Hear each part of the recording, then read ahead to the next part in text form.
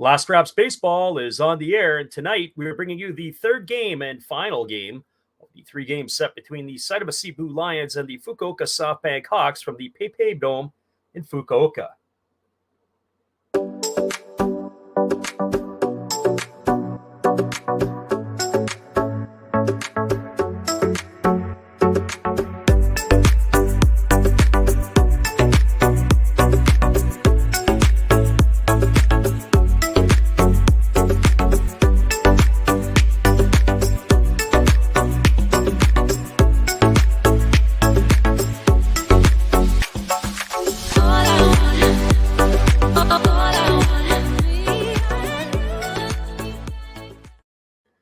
Ohio gozaimasu, konnichiwa, kabanwa, wherever you're at in the world. Welcome to Last Raps Baseball's live commentary of the NPB.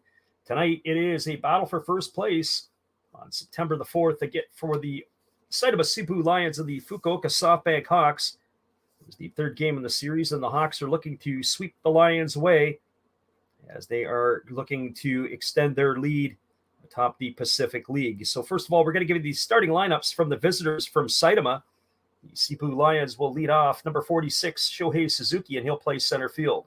Batting second and playing shortstop is number 6, Suzuki Genda. Hitting third and doing the designated hitting is number 10, Tomoya Mori. And the cleanup spot and playing first base is number 3, Hotaka Yamakawa. Batting fifth and playing third base is number 39, Nin-Ting Wu. Hitting sixth and doing the catching tonight is number 37, Sena Suge. Batting seventh and playing second base is number 5, Shuta Tonosaki. Batting eighth and in left field is number 30, Brian O'Grady. And hitting ninth in right field is number 35, Kudo Wakabayashi. And they're going to be facing Kodai Senga, who takes a 9-4 record to the hill. He's worked 111 and a third innings this year. He's allowed 78 hits. He has given up 28 runs. 24 have been earned. He's walked 33 and struck out 124. And he's got himself an ERA of 1.94. So that's your starting lineup for the visitors from Seibu. Now your lineup for the hometown Fukuoka SoftBank Hawks. Leading off and playing first base is number 68, Masaki Momori. Hitting second and playing second base is number 99, Isama Nomura. Hitting third and left field is number 27, Yurizabel Graciel. And the cleanup spot and doing the designated hitting is number 54, Alfredo Despania. Batting fifth and playing shortstop is number 6, Kenta Imamiya. Batting sixth and in right field is number 9, Yuki Yanagita. Hitting seventh at third base is number 3, Freddie Galvis.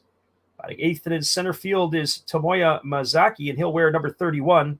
And batting ninth, the catcher, is number 19, Takuya Kai. And they're going to be facing the left-hander, Dietrich Enns, who's 9-6 on the year. He's worked 105 innings. He's allowed 85 hits, 37 runs, 33 of which have been earned. He has walked 34 and struck out 76. And he's got himself an ERA of 2.83. Well, those are your starting lineups for tonight's ballgame. We'll be back in just a couple moments as Senga is ready to take to the hill to get his warm-ups in. We'll be back with all the calls after this. Appreciate you guys for stopping in tonight.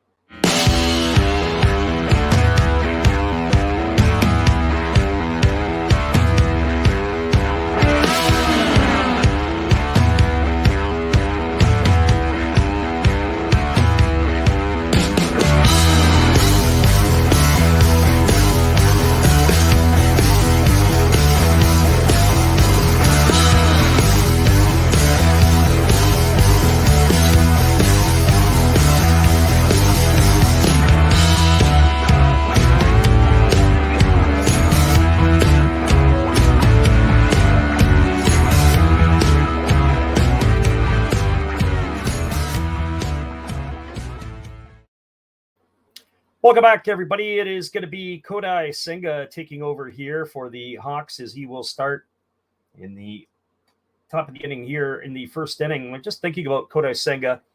He has announced that he'd like to test the waters in Major League Baseball. The right-hander inked a 5-year contract with the Fukuoka SoftBank Hawks back after the 2021 season. But he had an opt-out prior to the 2023 year. He's making $5.3 million or US dollars in Japan this year, and the right-hander has expressed interest of giving his shot to a chance to play in the United States. He's a diminutive righty. He's 6 foot tall. He's 178 pounds, and he is a 29-year-old who I'm sure a lot of teams wouldn't mind taking a kick at the can on, as he is ready to get this thing underway. He's going to be facing the top of the order. It'll be Suzuki, Genda, and Mori to face right-hander Kodai Senga, and the first pitch is a fastball that is taken for a call and strike, and the count is quickly 0-1 to Suzuki. And here's the pitch from Senga. It's a fastball delivered, and that is swung on and fouled away, and the count is now 0-2. That pitch was up at 199 miles an hour, so Senga has come out throwing bullets tonight. The edge in this game, certainly what we were seeing prior to, had the Fukuoka SoftBank Hawks as the favorites before the game started, if you were looking to bet. And there is a fastball that is swung on and missed, and Suzuki has gone on strikes for the first out of the inning. 1 up and 1 away. And that is going to bring up the shortstop, Suzuki Genda. Pitch was down to the dirt. It was the split figure variety. And Suzuki was unable to hold up his swing. He's gone for out number 1. So Genda steps to the plate. He's batting .271. He's got a couple of homers and 16 RBIs on the season. He waggles the bat as he's got that open stance. And here comes the pitch. It is a split figure pitch swung on. It is grounded softly to second. It is fielded by Nomura. He throws to first, and that's going to retire Genda on a ground out 4-3 for the second out of the inning. So 2 up and 2 away, and that'll bring up the designated hitter, Tomoya Mori. We have our friend Mick in the house tonight. We've got the living room. We got the hobbyist. We got Steve Rademacher. Everybody popping in here. We appreciate you guys being here. The living room is giving a little bit of shtick there to Steve Rademacher about his Boston College Screaming Eagles. He apparently had made the picks before he had shot the video. That's what the rumor has it. Here's the first pitch, and it is a fastball that misses upstairs and knocks Mori right to the ground for ball 1, and the count is 1-0. Mori homered in last night's ball game. He's hitting .255 on the year. He's got 7 homers and 34 runs batted in. As the home plate umpire comes out and dusts off the plate that Mori had covered up. It's a good night for Japanese baseball, as we are on the East Coast, giving us a midnight first call, and 9 o'clock on the West Coast for those of you who like to join us. There's a breaking ball that drops in for a called strike, and the count is 1-1.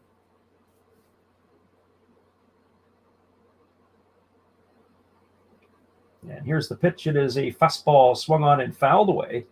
That pitch was at 100 mile an hour. It's a 100 mile an hour fastball from Genda. The count is now 1-2. He's going to have to bring his A game tonight if the Hawks are going to win this one. So 1 ball and 2 strikes to the left-handed hitting Mori. And Genda delivers. It's a split finger pitch that's taken down for a ball, and the count is now 2-2. We expect a lot of strikeouts in this one between the two pitchers. Dietrich Enns is going tonight for the Seibu Lions, the American lefty. He's enjoying his first season in the Japanese league. So here's the 2-2 pitch. As the right-hander holds set, and Senga kicks and delivers. It is another split finger pitch that misses down. That runs the count to 3-2. So 3 balls and 2 strikes.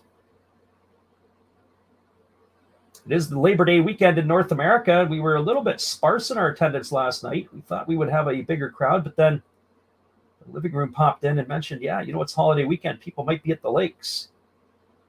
So 3 balls and 2 strikes as the right-hander Senga holds set. Now he kicks and delivers. That's a split figure pitch that's swung on and tapped foul behind home plate. The count remains at 3-2. Living Room says, let's get a lot of people into the chat tonight. I will hope so. We never can tell what we get in the crowd. Sometimes we get a lot of people who come in and they're chatty, especially when Joe Mao is in here. He takes up the whole chat. Here comes the 3-2 pitch as Senga holds set, even though there's nobody on.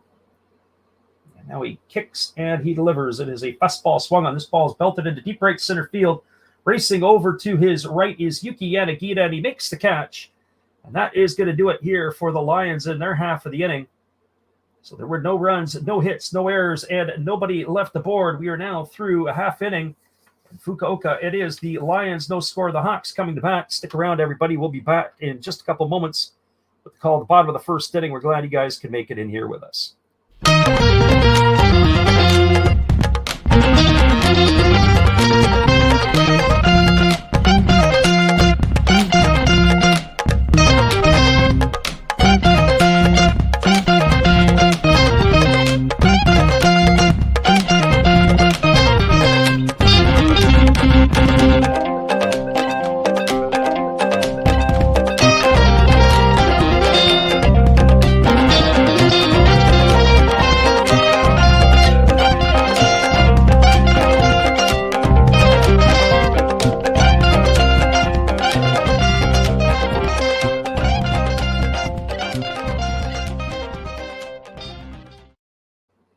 We're 30 seconds away from the call of the bottom of the first inning. Hang tight, everybody. We'll be back in 30.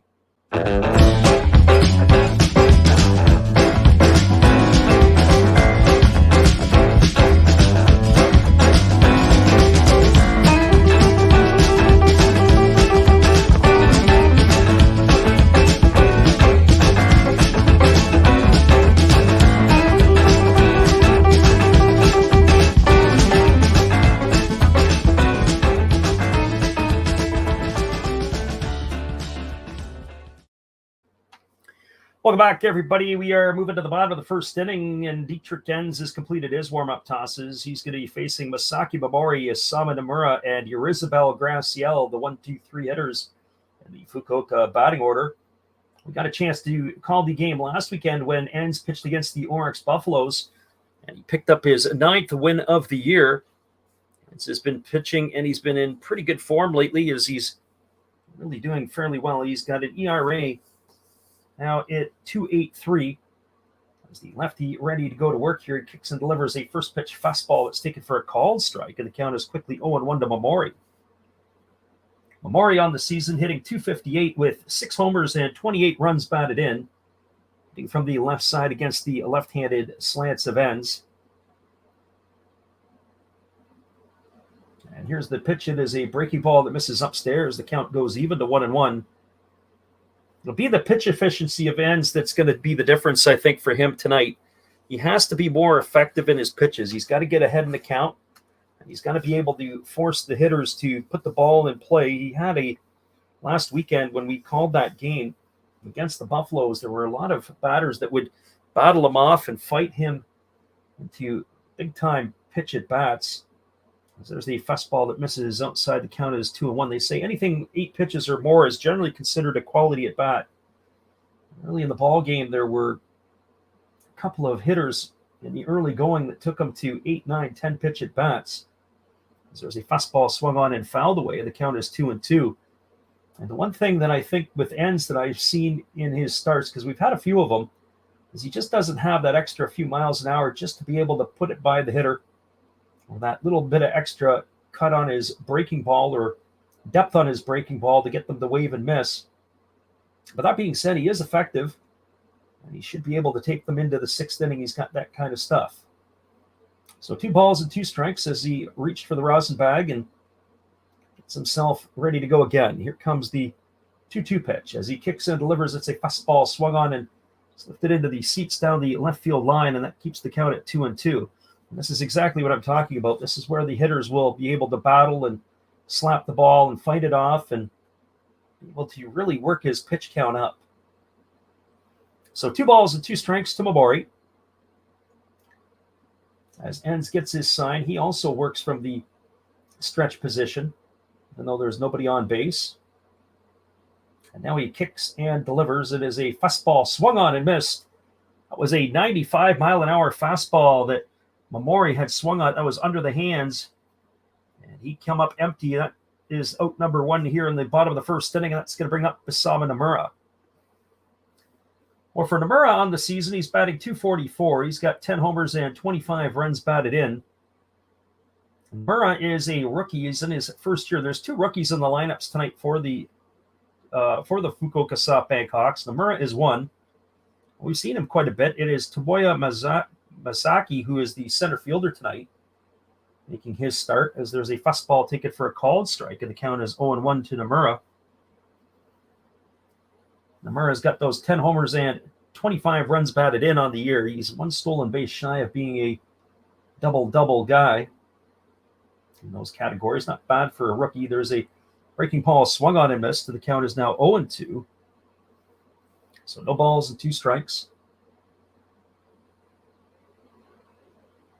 We put our picks up on our community page again today. We didn't fare as well yesterday as we did the day before. The day before we had 5 wins, no losses.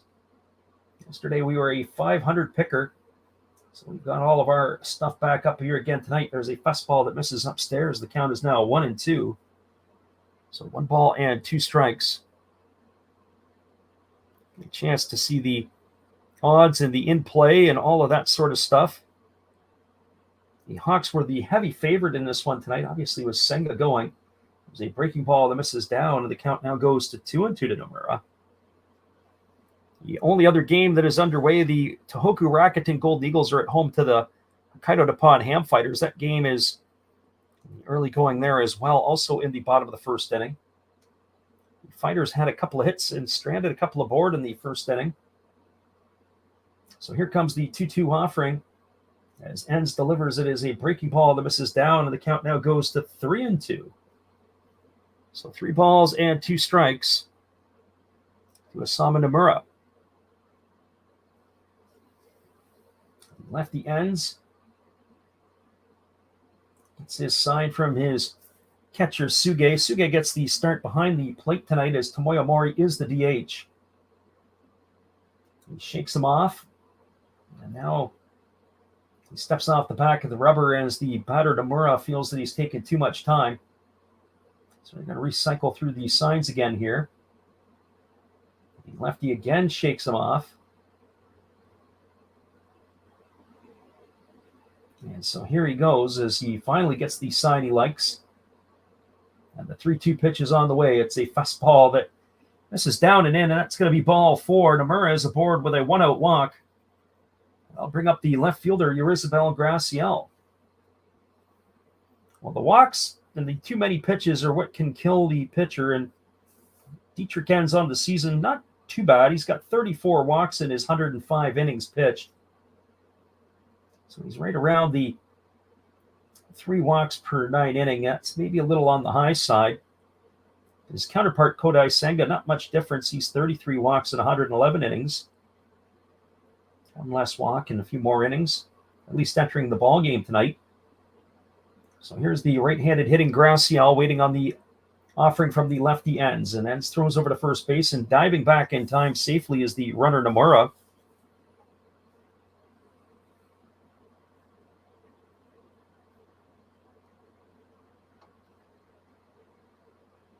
Graciel had a couple of knocks in last night's ball game. That's here against the lefty Enns, and he takes a breaking ball down, and the count is now 1-0. I also think a key for the Lions' success is to keep the Hawks off the board early. Last night, the Hawks were flapping their wings and got out ahead. They really never looked behind. Actually, it was Tomoya Mori who put them ahead, and then they came right back in the second inning with a pair. They kept adding on. And it was a consolation run late in the game by the Lions that made the game closer than what it was. There were a lot of people in the stream last night. Some people were hoping for the over, some for the under. As it was, I believe, 7.5 was the call on the game last night for this one. Enns again throws over to first base, and again getting back in time is Nomura. Concerned about the runner at first. Graciel is somebody that you can double up. He's He runs well, but not as well as he used to when he was younger. He's getting a little bit long in age, as he's waiting here on the offering now from Enns. As leans in, he gets the sign. He works set from the belt. And now he kicks and delivers. It's a fastball that misses up and away, and the count is now 2-0. So 2 balls and no strikes. Enns is still looking to get some command of his pitches. Off here. Graciel is going to be 37 years old in October. He's getting a little bit long in the tooth. This is his 5th season in a Fukuoka uniform. Spent time in North America. He played in the Can-Am League. There's a fastball that misses upstairs. The count is now 3-0. He never played organized ball in the United States. Organized ball meaning that he was in the major league stream. He did play independent ball. Our friend Steve Rademacher says he's got the Lions again. There's a fastball taken for a called strike, and the count is now 3-1 to Graciel. Doesn't get any easier as Alfredo Despania waits his turn on deck, and all of a sudden the surgence of power from Kenta Imamiya in this series, who's in the hole. He's got 2 of his 5 home runs on the year in this series. It's in the 5 spot tonight. So here comes the 3-1 to Graciel. It's a fastball that misses upstairs, and it's going to be back-to-back walks issued by Dietrich Enns, and that's going to put runners at first and second, and that'll bring up the designated hitter, Alfredo Despania. It's going to bring Suzuki Genda out from his shortstop position to come and talk to his left-handed starter. So 2 aboard with 1 out, and Despania stepping to the plate. He's batting .276. He's got 8 homers and 26 runs batted in. He had a 2-run shot in last night's ball game. And Despania's been swinging the bat much better as of late. And so here comes the first offering from Enns. That's a fastball that misses upstairs for ball 1, and the count is 1-0. Defensively tonight for the Hawks, from left to right on your YouTube channel, it is Brian O'Grady in left. The center fielder is Shohei Suzuki. The right fielder is Gakuto Wakabayashi. Around the horn from first to third we'll get in a moment, as Enns delivers a breaking ball that drops in for a called strike, and the count is 1-1. The first baseman is Hataka Yamakawa. At second base, it's Shuta Tonosaki. Suzuki Genda is the shortstop, and the third baseman is Ni-Ting Wu. The battery, of course, is Dietrich Enns and Sena Suge. So here comes the 1-1. It's a breaking ball that misses down, and the count is now 2-1 to Despania. Despania is definitely a double play candidate. He has not run well at all, as the home plate umpires wrote out a few more baseballs. We get a good kick out of the ball boy. He's got this lantern, or at least it looks like a lantern that you would see at Halloween, and he's got baseballs in it. He brings it out. It's shaped like a baseball. He gives it to the home plate umpire. There's a breaking ball swung on it. It's popped up. It's behind second base, drifting back on it, backpedaling and making the catch as Shuta Tonosaki. That's going to retire Despania for the second out of the inning. That's going to leave it all up to the shortstop, Kenta Imamiya. So Despania, I think, saw 1 fastball in that at bat, and then it was a steady diet of breaking balls. He just wasn't able to stay inside the ball. He lost control of his barrel, and all ended up being popped up to second base. So Kenta Imamiya steps to the plate. As we mentioned, he homered in last night's game, and he homered in the Friday night game. So 2 homers in the series, 5 on the year. He's batting .298 with 5 homers and 34 runs batted in. Bats from the right side against the left-handed throwing Enns, who kicks and delivers. It's a fastball swung on and fouled away. The count is quickly 0-1. So no balls and 1 strike.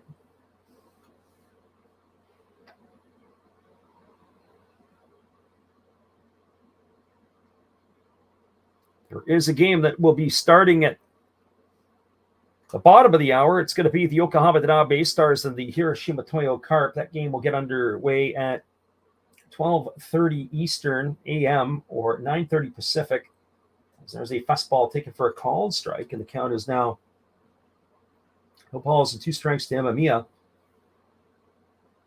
That game local time would be a 1:30 Japan time start.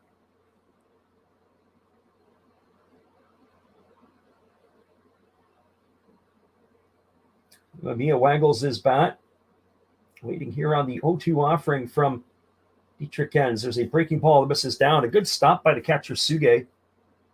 Runs the count to 1 ball and 2 strikes. Well, we'll see how Enns settles after this inning. Sometimes starting pitchers, they have a hard time getting their release point, getting a feel for how the ball comes out of their hand on the mound. In this particular case, we'll see where that sits in. So 1 ball and 2 strikes it is to Imamiya. And now Enns works in the set position. He kicks and he delivers. It's a breaking ball swung on. It's grounded softly over to short. Genda fields it. He flips it to second, and that's going to retire Graciel on a fielder's choice. He goes out 6-4 for the 3rd out of the inning.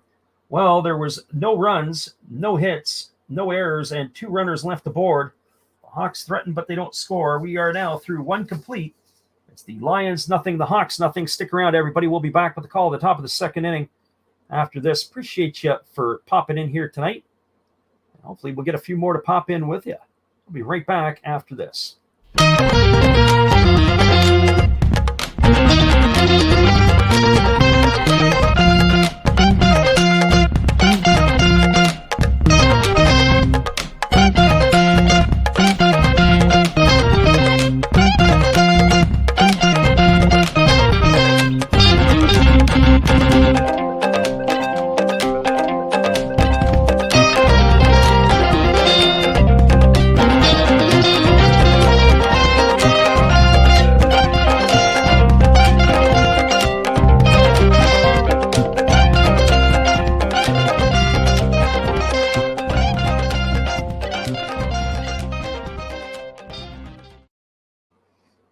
Steve Rademacher says he needs to pop another cold beer because it's early.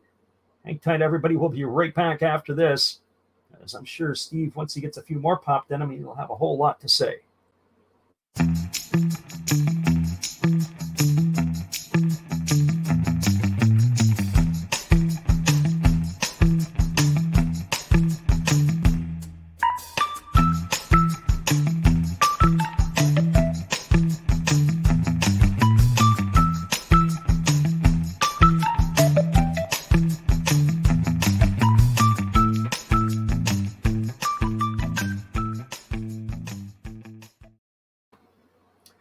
Welcome back, everybody. Kodai Senga has just completed his warm-up tosses, and we're ready to resume the action here in just a moment. It'll be the heart of the Lions batting order.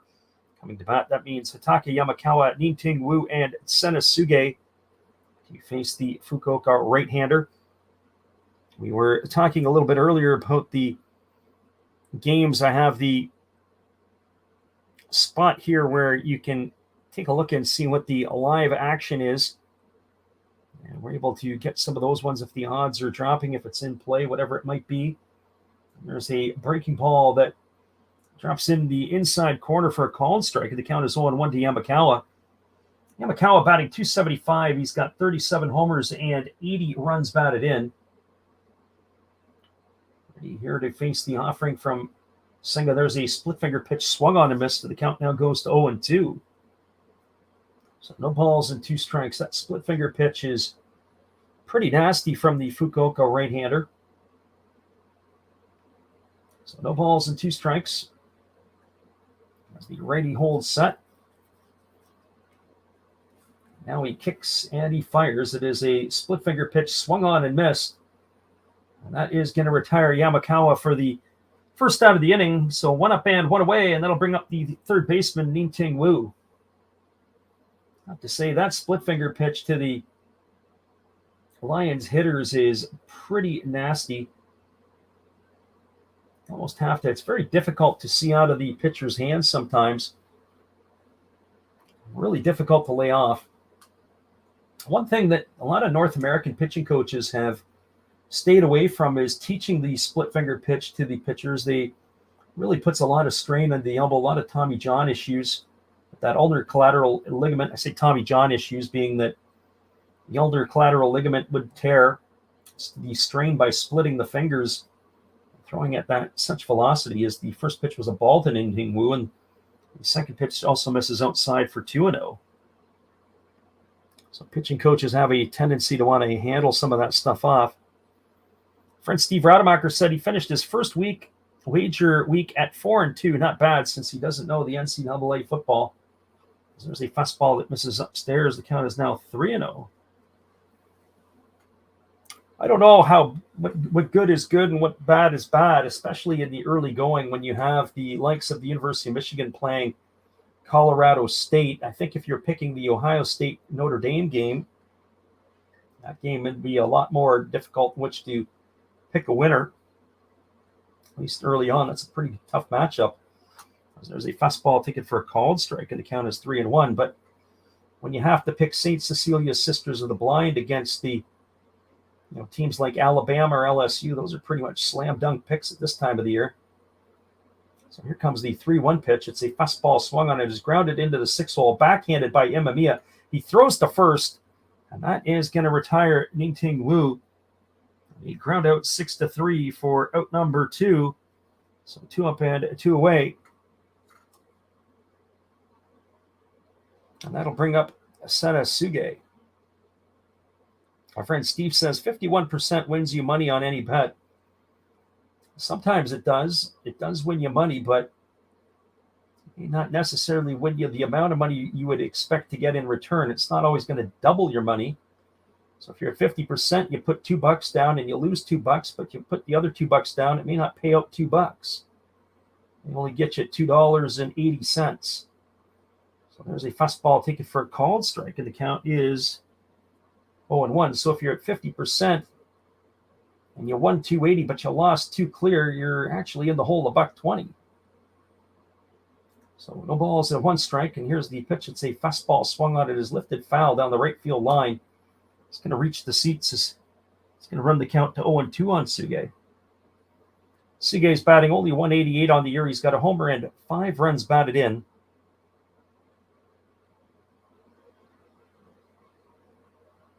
I have to tell you, whenever I do the Hawks games, they seem to take forever when we do them. So I would say keep the cold drinks handy, and we might be here for a while. Here comes the 0-2 pitch. It's a split finger pitch. It misses down and away. The count is now 1-2. But Senga has retired the first 5 batters he faced so far, so that bodes well. As the ball boy or the bat boy comes out to give more baseballs to the home plate umpire. It's a pretty cool piece that they have there. I think I should get one of those pumpkin-looking ball boys, baskets, whatever you want to call them. There's a fastball swung on and fouled away down the first base line. The count remains at 1-2. So 1 ball and 2 strikes.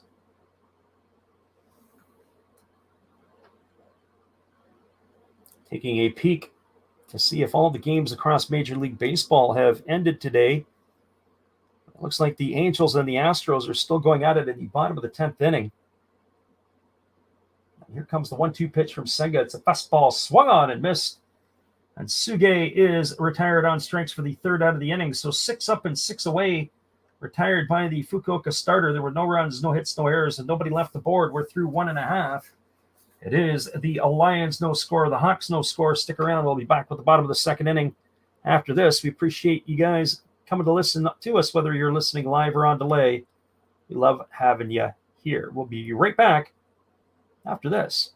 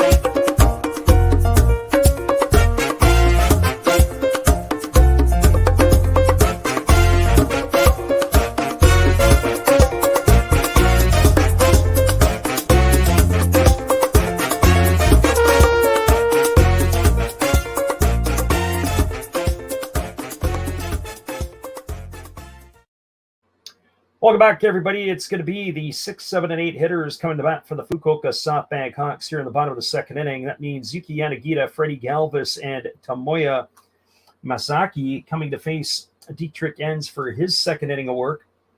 It was a bit of a rough start for Dietrich Enns as he had put runners walked back-to-back batters in the first inning. He was able to battle himself out of the jam. There's a first pitch breaking ball that misses, and they appeal down to the third base umpire, but they say that Yanagita didn't go. So it's ball 1 to Yanagita. 25 pitches in that first inning for Enns. Having some difficulty locating his fastballs. It was a little better with the breaking ball. There's a breaking ball swung on and fouled away, and the count now is 1-1 to Yanagita.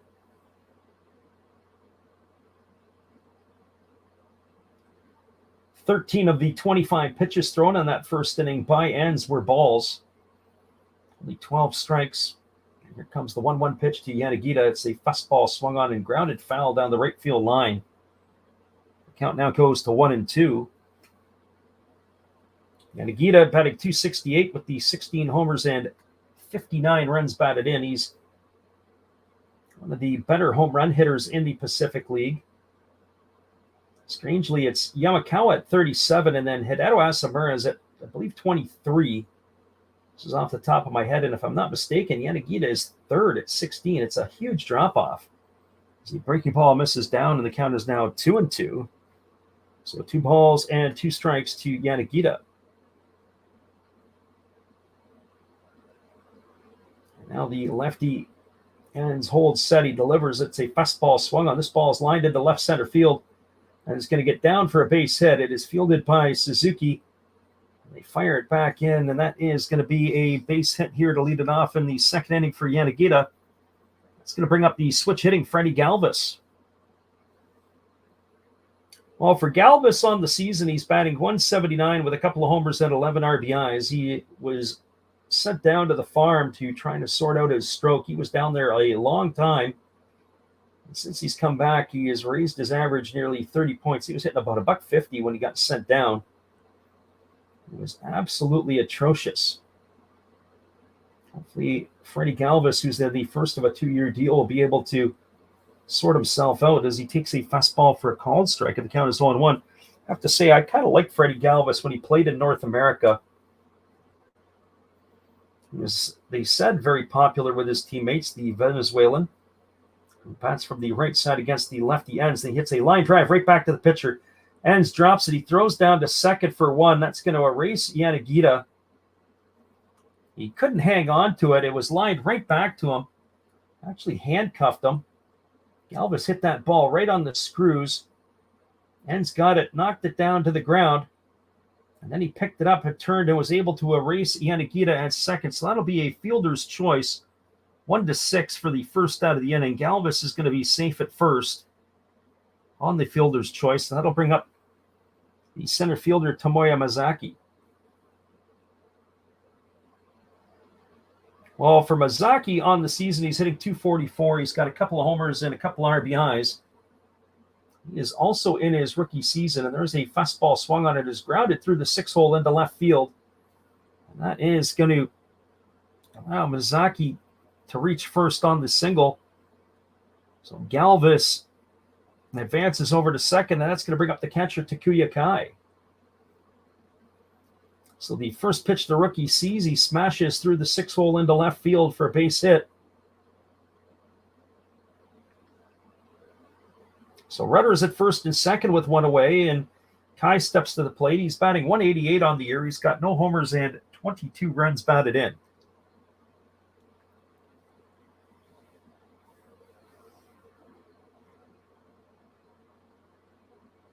So the lefty Enns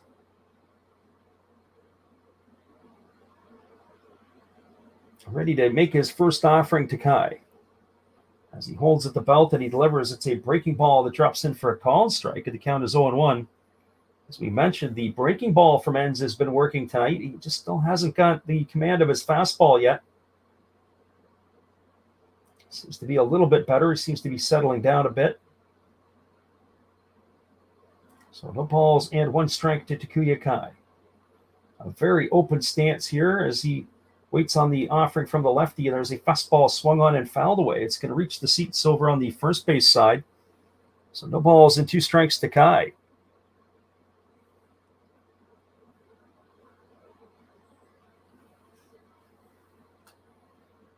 Kai resets himself back in the batter's box.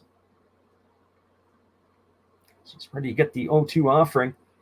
Still no scorers around the NPB. The Fighters and the Eagles are locked at zeros. That's in the top of the 3rd inning.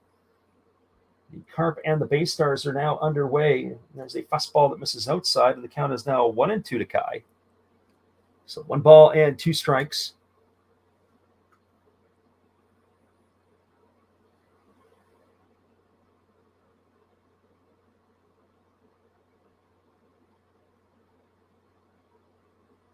Kai gets himself dug back in, and Turken's ready to face him again.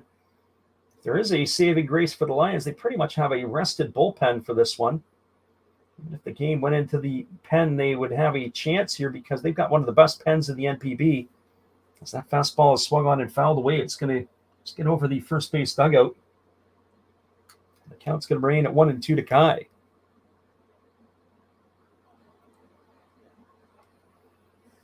So 1 ball and 2 strikes. Kai gets himself dug back in. He taps the plate, checks the bat. And now he's ready here to face the next offering from Dietrich Enns. Kai is just a little guy. He stands at 5'7". And here comes the pitch. It's a fastball that comes inside, and it is hit Kai in the jersey. I know Enns isn't happy about it.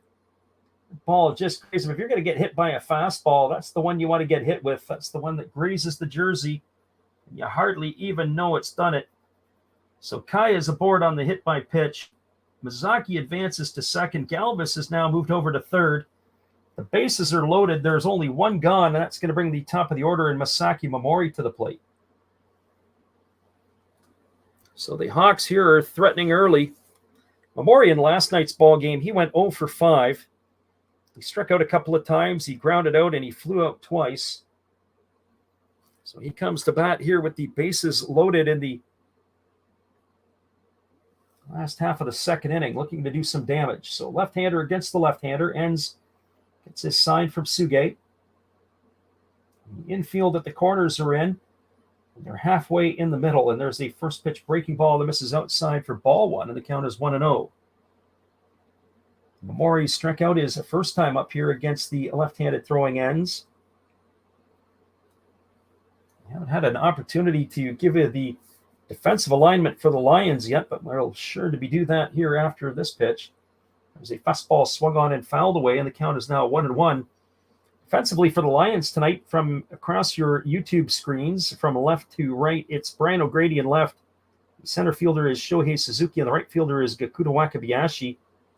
Around the horn from first to third, it's Yamakawa at first. The second baseman is Tonosaki. The shortstop is Genda. The third baseman is Wu, and it's Enns and Suge the battery. As here comes the 1-1 pitch. As Enns delivers, it is a breaking ball swung on. It is popped up on the infield. If it's fair, the infield fly rule is going to be in effect, and it is, and it's caught by the first baseman, Yamakawa, and that is going to retire Momori for the 2nd out of the inning. So 2 away, and that's going to leave it up to Isama Nomura. Well, for Nomura tonight, he had walked his first time up, and he's going to be facing Enns for the 2nd time. Galvis is the runner at third. Mizaki the runner at second. Kai the runner at first. The bases are full of Hawks. As they're looking to cash in here in the bottom half of the 2nd inning. 41 pitches already on the ball game for Enns. Not the type of start the Lions were looking for from their left-hander. So Enns works set. Now he kicks and delivers.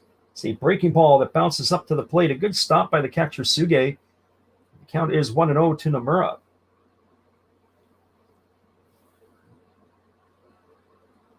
Nomura, as we mentioned before, he's in his rookie season with the Hawks. two rookies in the lineup for the Hawks tonight. Nomura one and Mazaki the other.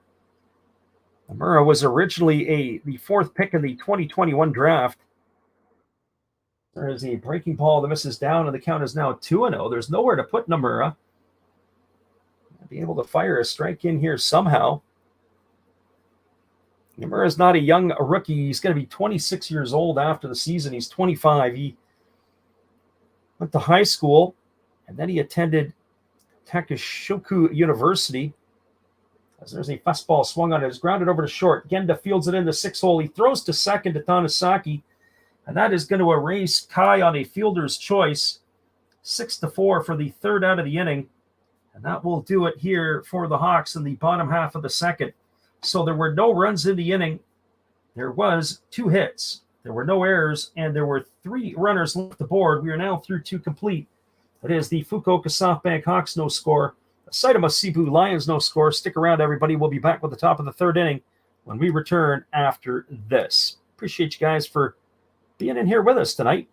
We'll be right back.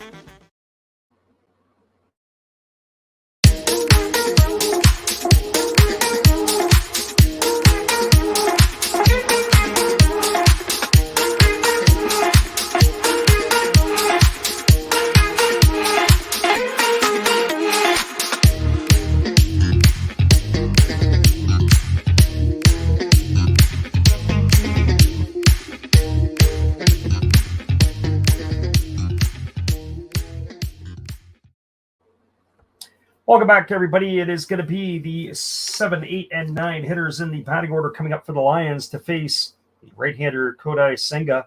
That means Shuta Tanasaki, Brian O'Grady, and Gakuto Wakabayashi. Get things going here in the top of the third inning. 6 up and 6 retired by Senga. He has 3 strikeouts on the night. He's had a couple of ground balls and 1 fly ball out. He is ready to go back at it again. Unlike his counterpart, Dietrich Enns, he has been far more economical with his pitch count.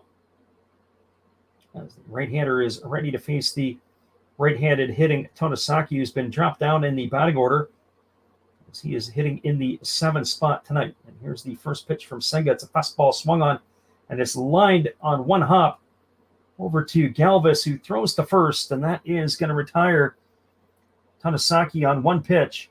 So he ground out 5-3. I had to see that one again. It was taken on 1 hop there. It was a short hop by Galvis. And he retires Tanasaki for the first out of the inning.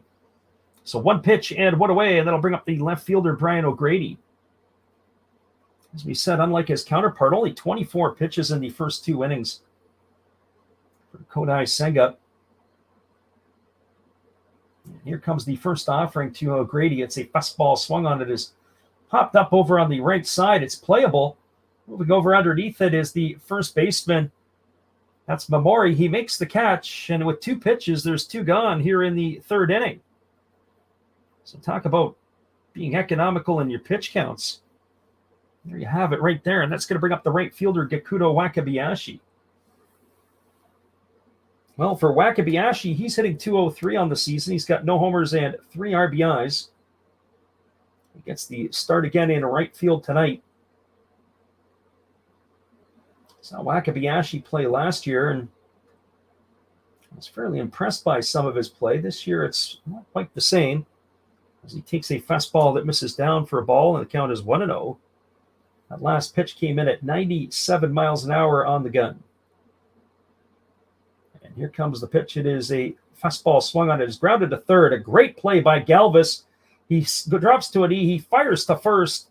And that is going to retire Wakabayashi on a ground out 5-3 for the third out of the inning. A 4-pitch inning for Kodai Senga. Boy, oh boy, that's pretty economical for him. No runs in the inning, no hits, no errors, and nobody left the board. The Lions are retired through 9 straight since the start of the ball game. We'll be right back in just a couple moments. We're all locked up at zeros as the Hawks are coming to bat. Nothing, everybody. We'll be right back.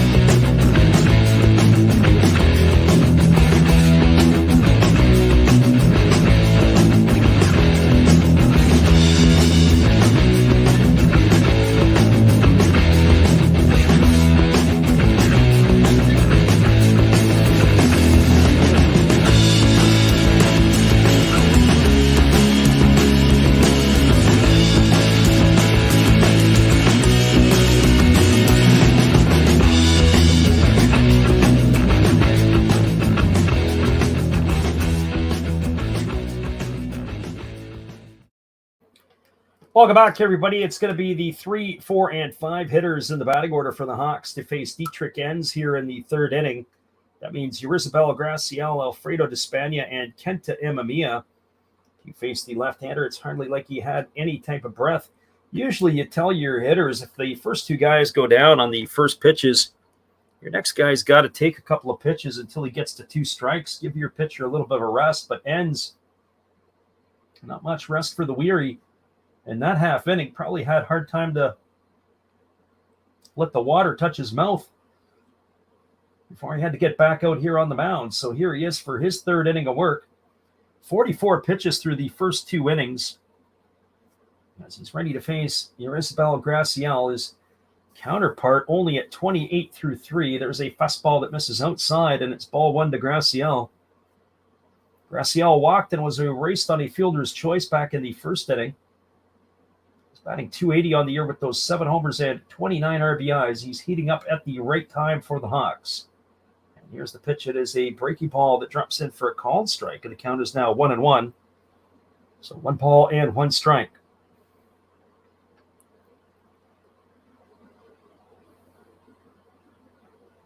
The lefty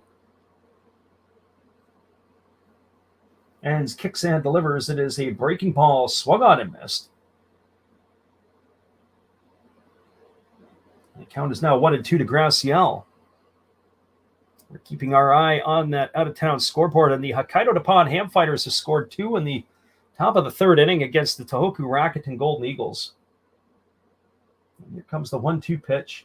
There's a fastball swung on it as pop foul behind home plate, and that keeps the count at 1-2.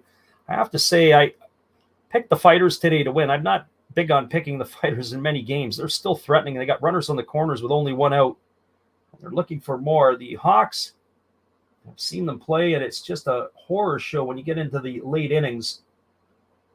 Of course, this is only in the third inning, and they're already struggling here. I have a feeling there's going to be a lot of runs scored in that game, and they're going to be by the Fighters.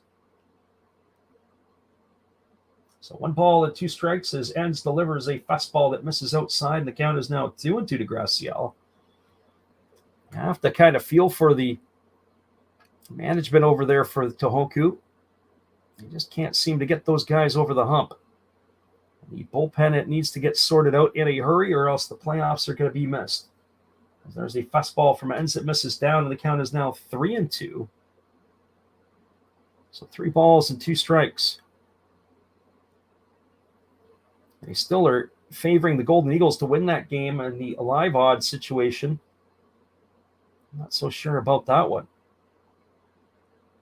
So 3 balls and 2 strikes, and here's the pitch from Enns. It's a fastball swung on and missed, and Graciel goes down on strikes for the first out of the inning. So 1 up and 1 away, and that'll bring up the designated hitter, Alfredo Despania. Ironically, for the amount of pitches that Dietrich Enns has thrown so far in this ball game. That's only the second time he's gone to a full count on a hitter. As he did that to Graciel, he did it back in the first inning to Nomura. So Despania steps in. He is 0 for 1 tonight. He popped out to the second baseman his first time up, and he takes a fastball down for ball one, and the count is 1-0. Enns' inability to command the fastball so far here in the first 2+ innings has probably been the biggest story for the Lions. He's trying to get some feel for his pitch. As here comes the 1-0 offering to Despania. As he now works in the set position despite the fact that there is nobody on. He kicks and delivers. It's a breaking ball that drops in. The count now goes even at 1-1. His breaking ball has been effective tonight. It's been about the only thing he's been able to throw for a strike. He has two variations of it. He has that get me over curve that we just saw, and then he's got the one that goes into the back foot of the hitter, is almost a slider. There's a breaking ball that drops in for a called strike, and the count is now 1-2. So 1 ball and 2 strikes to Despania. And here's the pitch from Enns. It's a breaking ball, swung on and missed. Despania is disposed of on strikes for the second out of the inning, 2 up and 2 away, both by the strikeout. And that is going to leave it all up to the shortstop, Kenta Imamiya. Well, for Imamiya, he came into the game hitting .298. The 5 homers and 34 RBIs. He was just outside of the 300 mark, where there's now 3 hitters in the Pacific League. We're enjoying a season above 300 with the qualified at-bats. And here's the first pitch to Imamiya. It's a breaking ball that drops in for a called strike. The count is 0-1. The number 1 hitter in the Pacific League is Go Matsumoto for the Kaido Nippon Ham Fighters. Number 2 is Masataka Yoshida for the Buffaloes. There's a breaking ball that misses down, and the count is 1-1. And Hiroki Shimouchi, who has played very well over the last month and a half, he's raised his average up. He's now around 310. So that leaves Imamiya at 298, just looking out of the 300 spot, just almost in that group, but not quite. He is top 5 in the league in batting average. There's a fastball taken for a called strike, and the count is now 1-2. So 1 ball and 2 strikes.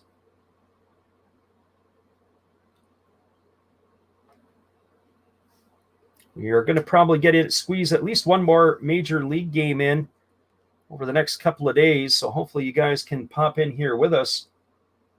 And then we will be back to the West Coast. We'll be able to get back to our regular scheduled programming throughout the week. Starting on Wednesday, Thursday, Friday, we'll be back to calling the major league games and the NPB games. So we'll have a full docket. We'll put our schedule up in advance. Here's the pitch. It's a breaking ball swung on. It is grounded through the 6-hole, past the glove of the third baseman, Ni-Ting Wu, into left field. And Imamiya's got himself a 2-out single. And that is going to bring up the right fielder, Yuki Yanagita.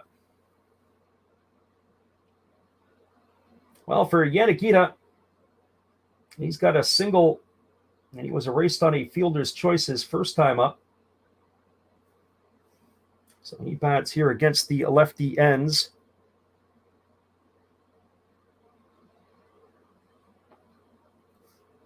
There's another healthy crowd in Fukuoka tonight.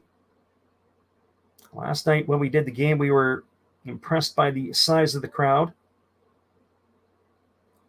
As there are also a lot of fans from the traveling Lions. There's a fastball that misses up to Yanagita. The count is 1-0. Last night it was 32,954 was the attendance in Fukuoka.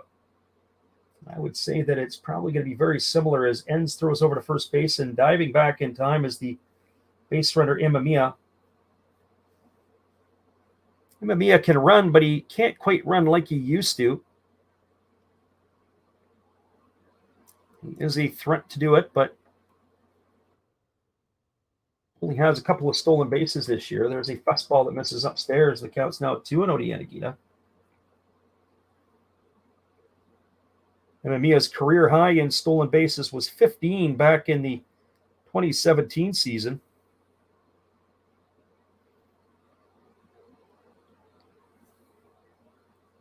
He's getting a little bit long in age as he's 31 years old now. He's on the, would anticipate, the downward side of his career.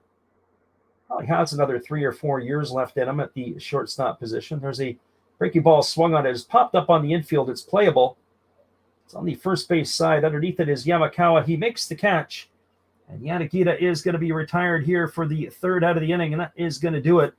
There were no runs. There was a hit, no errors, and 1 runner left aboard. We're now through 3 completed Fukuoka. It is the Hawks no score and the Lions no score. Stick around, everybody. We'll be right back in just a couple moments after this with the call at the top of the 4th inning. We appreciate you for checking in tonight.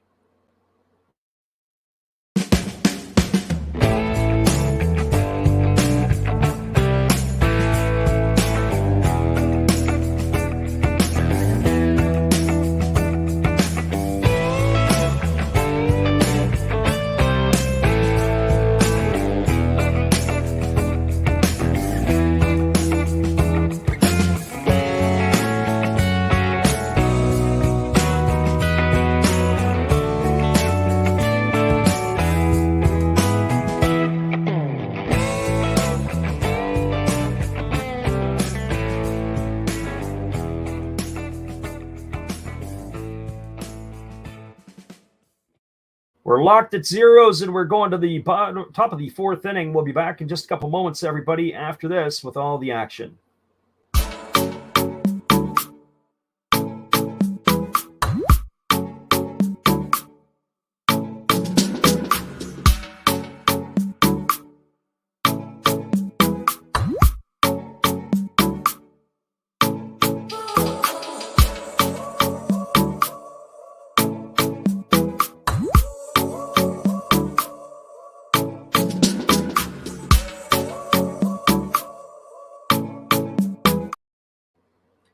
Welcome back, everybody. It is Kodai Senga who has completed his warm-up tosses, and we're ready to get this one back underway as it'll be the top of the order coming up for the Lions. It'll be Shohei Suzuki, Sasuke Genda, and Tomoya Mori. 9 up and 9 retired by the Fukuoka right-hander so far in this one. As he has been sparkling tonight, he has thrown 28 pitches in his 3 innings of work. Very, very effective. Only 4 pitches in the 3rd inning to retire the side. So here we go, back to work again. The right-hander kicks and delivers. And the first pitch is a breaking ball swung on. It's popped up over on the right side of the infield. Moving over underneath it is the second baseman, Nomura, and he makes the catch. And just like that, there's 1 away here in the 4th inning. And that is going to bring up the shortstop, Sasuke Genda. I have to make you wonder what the approach of the Lions is tonight. I know that Senga's got a devastating split-finger pitch, and so maybe the idea from the Hawks, or at least from the Lions standpoint, is attacking the Hawk pitcher by going after stuff early in the count. Not to have to start facing that splitty, and there's a fastball taken for a called strike. It cut the plate right in half to Sasuke Genda. The count is 0-1. Genda has grounded out to second, his only trip to the plate. As he waits here on the offering from the right-hander who kicks and delivers, there's a fastball that misses inside for a ball, and the count is now 1-1. So 1 ball and 1 strike to Genda. Genda waggling the bat, waiting on the offering here from the right-hander who delivers a fastball that just misses inside, and the count is now 2-1. So 2 balls and 1 strike.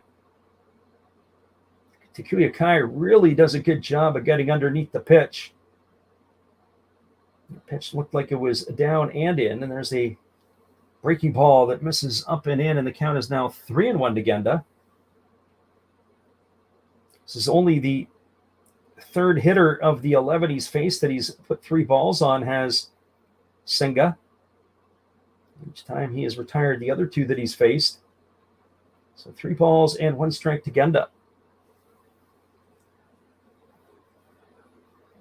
Right-hander gets his sign from his catcher, Kai, and he works set. And now he kicks and delivers. It's a fastball that misses way outside. That'll be the first base runner of the night for the Lions as Suzuki Genda's got himself a one-out walk. That's going to bring up the designated hitter, Tomoya Mori. You know, it's got a kind of a weird vibe to this game. Kodai Senga has been absolutely sparkling through the first three innings, and Dietrich Enns has had to battle. He's had to scratch. He's had to claw. And the score is 0-0. Yet it's one of those ones where you have a bad vibe. And here comes the manager out to the mound to see Senga. The trainer's coming with him. So maybe we got a problem out here as Senga is going to get a visit. Oh, this isn't a good thing. I want to see if he's maybe suffering some blisters. But he tells the pitching coach or the manager, and he tells the umpires, he shakes his head that he's good. So I'm curious to see what that was all about. But sometimes it's the blisters on the fingers. Maybe that is where the issues could lie here. So Senga gives the approval that he's all right, and he's ready to go back at it here. Only 34 pitches so far in this one. So Mori steps in. He's 0 for 1. He flew out to right field his first time up. And here comes the first offering from the righty Senga. He kicks and delivers. It's a split finger pitch and misses down. The count is 1-0. So 1 ball and no strikes.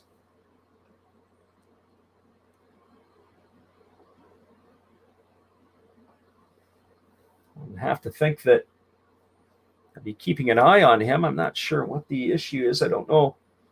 He's had some challenges before.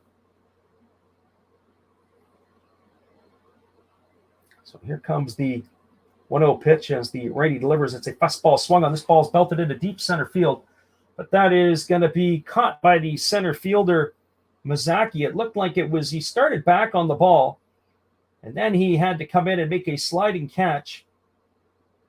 We thought that the way that ball was struck, that based on reading the center fielder, that he was going to have to turn and go, but it just basically died as he had to come back in, slide to a knee, and make the grab. And that is going to retire Mori for the second out of the inning. It's going to leave it all up to the first baseman, Hataka Yamakawa. Well, for Yamakawa, he is 0 for 1. He struck out his only time up, facing Senga in this one. Senga kicks and delivers. It's a breaking ball, swung on and missed, and the count is quickly 0-1. Yamakawa looked like he wanted to jumpstart the Lions offense with one swing of the bat. He swung right through that breaking ball. So no balls and 1 strike to the big right-handed hitting first baseman of the Lions. Senga holds, and now he delivers. It's a split finger pitch and misses down and in, and the count is now 1-1. So 1 ball and 1 strike it is. The Lions are looking to try to jumpstart their offense here. They got their first base runner with the walk to Genda. They've not been able to unlock the key to the success of Kodai Senga. He's been absolutely outstanding in his 3+ innings of work. And here's the pitch. It's a fastball that misses inside, and the count now is 2-1. Ying-Ting Wu will wait his turn on deck.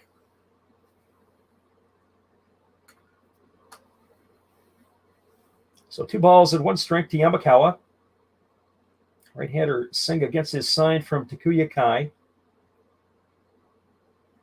Now he's ready to go back at it. He delivers a fastball that swung on and fouled away.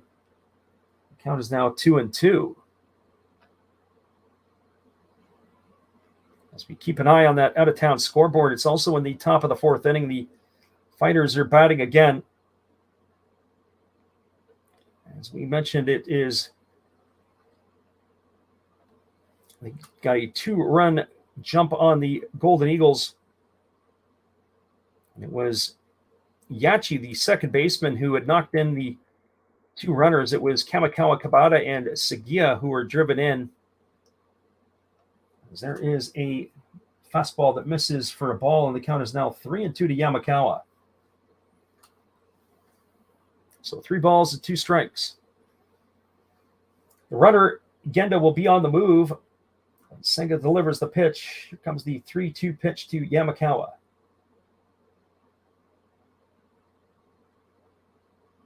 As the right-hander Senga works to the set position. And now he kicks and delivers. It's a fastball swung on and fouled away right at home plate. The count remains at 3-2 to Yamakawa. This is the one inning where the right-hander Senga has had to work the most. The most amount of pitches so far in this one. 14 pitches so far. And right now the batter Yamakawa just wants a little bit extra time as that pitch was fouled off right at the plate. But he fouled it off, and then it had went backwards into the right leg in the shin area. And if anybody's ever fouled a pitch off of their leg, especially a 90-plus mile-an-hour pitch from Senga, you'll know that that can really, really hurt a little bit, especially if it gets it in the right spot. You don't want to be fouling balls off into your shins. So here comes the 3-2 pitch. Senga kicks and delivers. It's a breaking ball swung on. It is grounded over to third. Galvis fields it. He throws over to first. And that is going to retire Yamakawa on a ground out 5-3 for the third out of the inning. Well, the Lions finally get a runner on. They had no runs, no hits, no errors, and one left to board. We're now through 3.5. It is the Hawks no score and the Lions no score. Stick around, everybody. We'll be back in just a couple moments with the call. The bottom of the fourth inning after this. We appreciate you guys for being with us. Hang tight.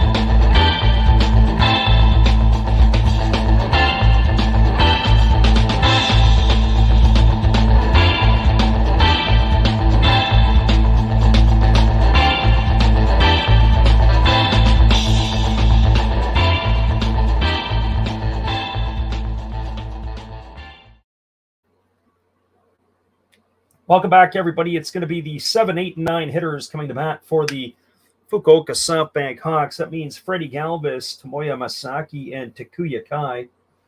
He faced the left-hander Dietrich Enns, who's going to be getting his fourth inning of work. Galvis today bounced into he lined into a fielder's choice. It was a line drive right back at the pitcher his first time up. Enns couldn't make the play on. And he ended up throwing out at second base, Yuki Yanagita. As there's a fastball that misses for a ball, and the count is 1-0. 63 pitches through the first 3 innings for Enns. I'm going to have to think he's going to be chased early here tonight. There's a breaking ball that misses down, and the count is now 2-0. So 2 balls and no strikes. Our friend in the living room says he's not going to advertise it, but those who want my full CFL picks know where to go and to see them at Steve Rademacher. There you have it. You can go and check him out as Steve does his wager Wednesdays.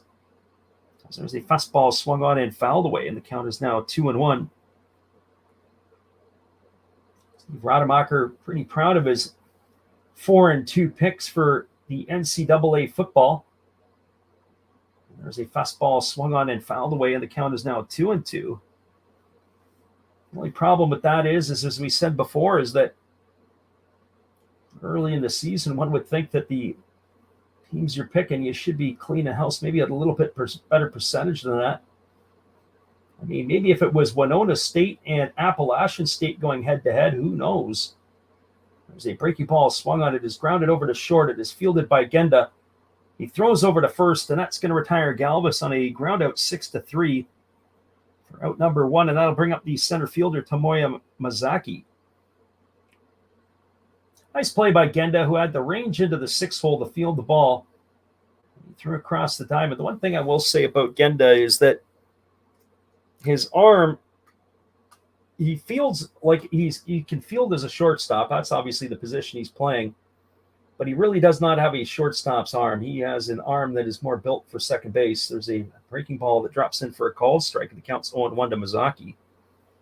Mazaki had a single his first time up. He raised his average on the season to 261. Here's the effort. The pitch from ends. It's a fastball swung on. It's lifted foul down the right field line. It's going to run the count now to 0-2. So no balls and 2 strikes to Mazaki. As we mentioned earlier, there's 2 rookies in the lineups for the Hawks, and this is the other one. Sama Nomura is the first, and Tomoya Mazaki is the other rookie. There's a breaking ball that misses, and the count is now 1-2. Mazaki gets the nod tonight in center field. A couple of players went down with long-term injuries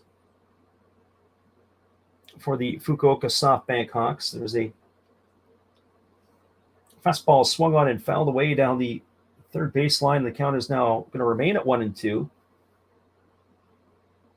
Ubiyashi tore his ACL. That put him out for a while. Yanagamachi, we haven't seen for a bit. He was playing pretty well when he was given the opportunity. There's a fastball swung on it. It's tapped back to the pitcher ends. He fields it. He throws to first, and that's going to retire Mazaki on a ground out 1-3 for the second out of the inning. It's going to leave it all up to the catcher, Takuya Kai. Nice job there by Ends to come off the mound and field his position. Be able to retire the runner at first base.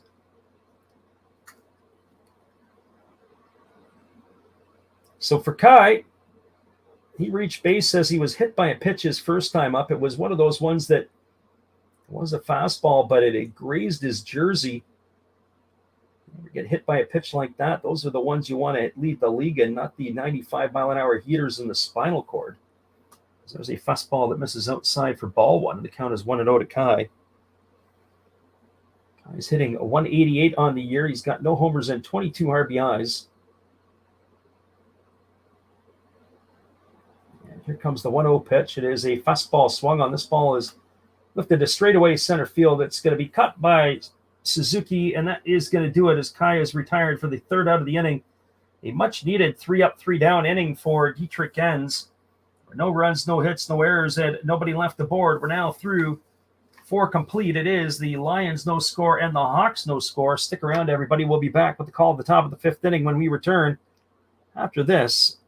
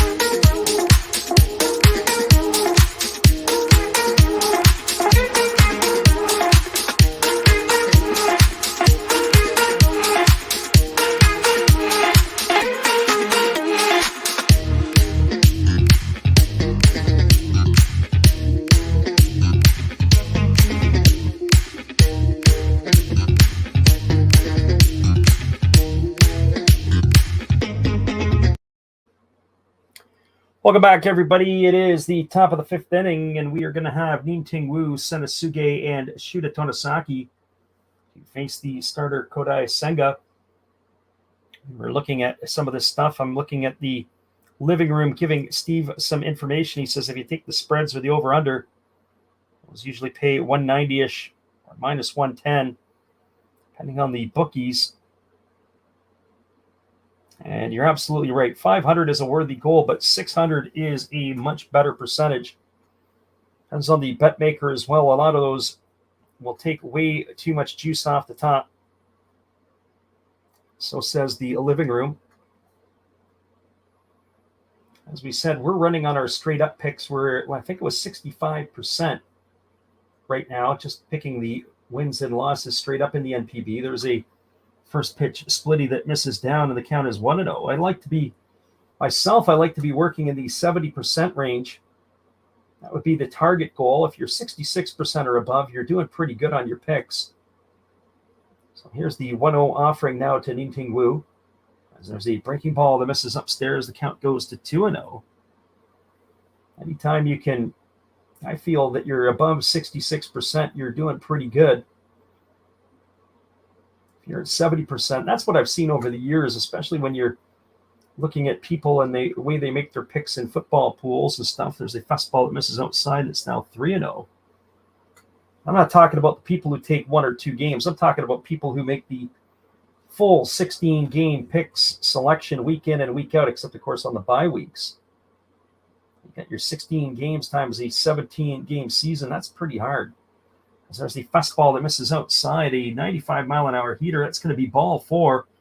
As Wu's got himself a leadoff walk here in the 5th inning, and that's going to bring up the catcher, Senasuge.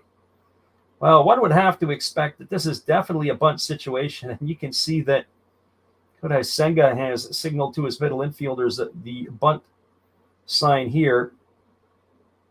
I would think that Suge is going to be practicing in the on-deck circle before he comes to the plate. We're in the top of the 5th inning. Who's going to be the first team to blink first? Yeah, you got Suge now squaring the bunt already. So no shock here. And the shock will be if he doesn't get it down. As Kodai Senga flips it over to first base, it's a token toss. As Ning Wu gets back safely. And then they got 2 cracks to try to get him in. So Senga works from the set position. And now he kicks and delivers. It's a fastball. It's bunted. It's back to the pitcher. Senga fields it. He throws over to first. That's going to be a ground out 1-4. Or a sacrifice in this case, 1-4 to retire Suge. It advances Wu over to second. And that is going to bring up the second baseman, Shuta Tanasaki. Well, Suge gets a nice round of applause as he returns back to the dugout. A friend of the living room says you have to when you're hitting every game. Yeah, you definitely have to be able to do some of that stuff. He says, in a league where you're a limited amount of teams, you cover every game. Some of those picks will be 150. I've also seen you pick 220 underdogs and hit them, such as the Friday night game. We picked that one. We had the pregame today. The Fighters, I believe, were underdogs to the other one. There's a fastball swung on it. It was grounded over to first. Fielded neatly by the first baseman, Mamori, and he steps on the bag, and it's going to be a ground out to 3 for the second out of the inning. It's going to advance Ning Wu over to third, and that'll bring up Brian O'Grady. This is a game that, as I'm watching it right now, if I was saying we picked the Hawks to win this with Senga over Dietrich Enns, but it is a little bit concerning in the way this game has been locked at zeros. Enns has struggled, and to his credit, he's been able to battle himself out of the innings, with the exception of the bottom of the 4th inning where he was able to get the side 1-2-3, but the first 3 innings are absolute marathons. Yet Senga has just cruised so far, and he could be in the hole here if he gives up 1 base hit to Brian O'Grady. Here's the first pitch to O'Grady. It's a split finger pitch swung on and missed. The count is 0-1. And by far tonight, Senga has been the better pitcher. There's no doubt about it. So this is one of those type of games that I had circled. I'm like, this could go very much awry in the event that Senga just doesn't get any support. And that's what's happening right now. And of course, the Hawks had all kinds of chances. They just couldn't drive a run in. Bases loaded with 1 out. They couldn't punch a run across. There's a split finger pitch that misses down, and the count is now 1-1 to O'Grady. friend in the living room said any old week that there's 2 billion NCAA football games, there's a plentiful of pickings. Yeah, especially on some of the games. You could just see that some of the spreads and some of the games, as I said, if you've got like Michigan, Colorado State today, pick that game straight up is almost a no-brainer. You could do that with a blindfold. Very rarely are you going to get the Appalachian State Michigan upset. There was a number of years ago. Here's the 1-1 pitch. And there is another split finger pitch swung on and missed. So the count's now 1-2 to O'Grady. But picking the NPB games, it's not an easy thing to do. You have to be able to get a feel for what's going on, and hopefully you can manage some of that stuff as we do look at that out-of-town scoreboard. And it's still 0-0 Yokohama and Hiroshima. It's 2-0 for the Fighters over the Golden Eagles. So 1 ball and 2 strikes it is to O'Grady as Senga now steps off the rubber, and he's going to reset himself as he looks to the heavens, having a conversation with somebody as he looks straight above. So now he's ready to go again. The runner at third is Wu. There's 2 gone here in the top of the 5th inning. O'Grady is waiting here on the offering from Senga, and there's a split finger pitch and misses down, and the count is now 2-2. So 2 balls and 2 strikes.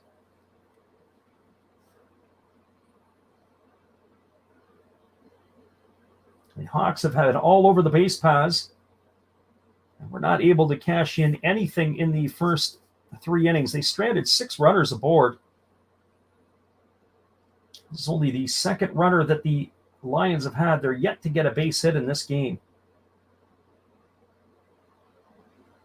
So here comes the 2-2 pitch. Senga gets the sign from his catcher, but now he steps off the backside, and he's going to reach for the rosin bag and reset himself.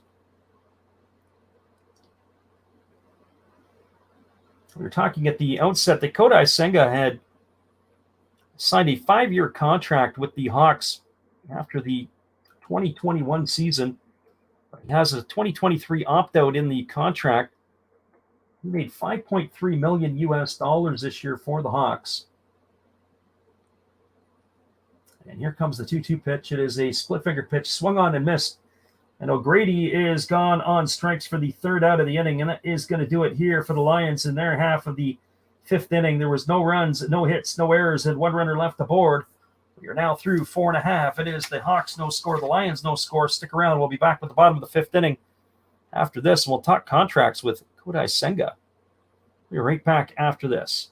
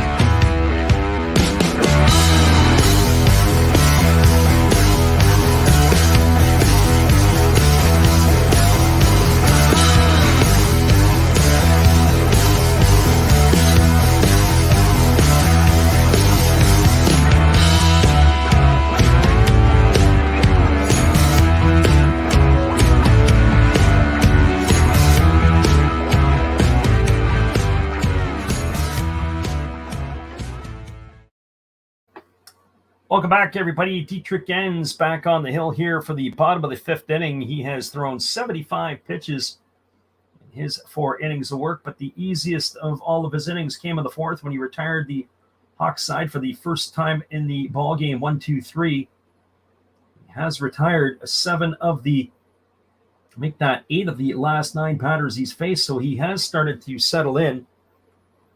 He left 2 runners on in the 1st and 3 runners on in the 2nd inning. So he's going to be facing the top of the order in Masaki Momori, who squares the bunt. He tries to drag it down the first baseline, but it goes foul. The count is no balls and 1 strike to Momori. Momori tonight 0 for 2. He has struck out and popped the first in his 2 trips to the plate. He bats from the left side against the left-handed throwing Enns. Enns leans in, gets the side from his catcher Suge, but now the batter Momori has asked for time. He's going to get himself reset. Momori really stands up close to the plate. His toes are right on the chalk. He really crowds the plate here against Enns, and there's a breaking ball that misses upstairs. The count is now 1-1. So 1 ball and 1 strike to Momori. Left-hander against the left-hander. Now Momori is going to do a little bit more gardening in that batter's box as he's asked for time again. Whatever it is, he doesn't quite like it. So 1 ball and 1 strike. As Enns gets the sign that he likes from his catcher. And here's the pitch. It is a fastball swung on. It is popped up. It's just in front of home plate. It's playable as the catcher Suge makes the grab, and that is going to retire Momori for the first out of the inning. So we pop up to the catcher for out number 1, and that'll bring up the second baseman, Isama Nomura. Well, Enns has certainly got himself settled down. As we mentioned now, he has, 9 of 10 that he has now retired in a row. 9 of the last 10. It was the single by Imamiya in the 3rd inning has been the last time a runner has reached base against him. After he retired the last 2 outs of the 2nd inning, it's been slim pickings now for the Hawks. Here's the pitch from Enns. It's a breaking ball that misses upstairs. The count is 1-0. The command of his fastball early on was the biggest issue. Looks like he started to get a little bit more of a feel for that. Sometimes that's funny how that is for pitchers. They come out of the bullpen and they may not have something quite working right. There's a breaking ball that misses down, and the count is now 2-0. And all of a sudden they get to the mound and everything just starts to feel right.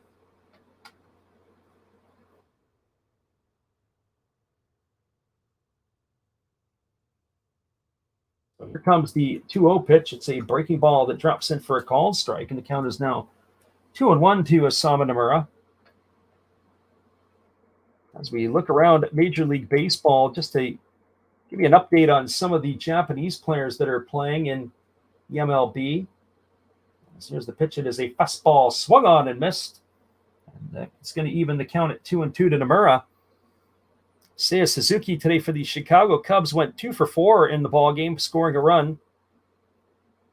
Suzuki has now raised his season average up to 263.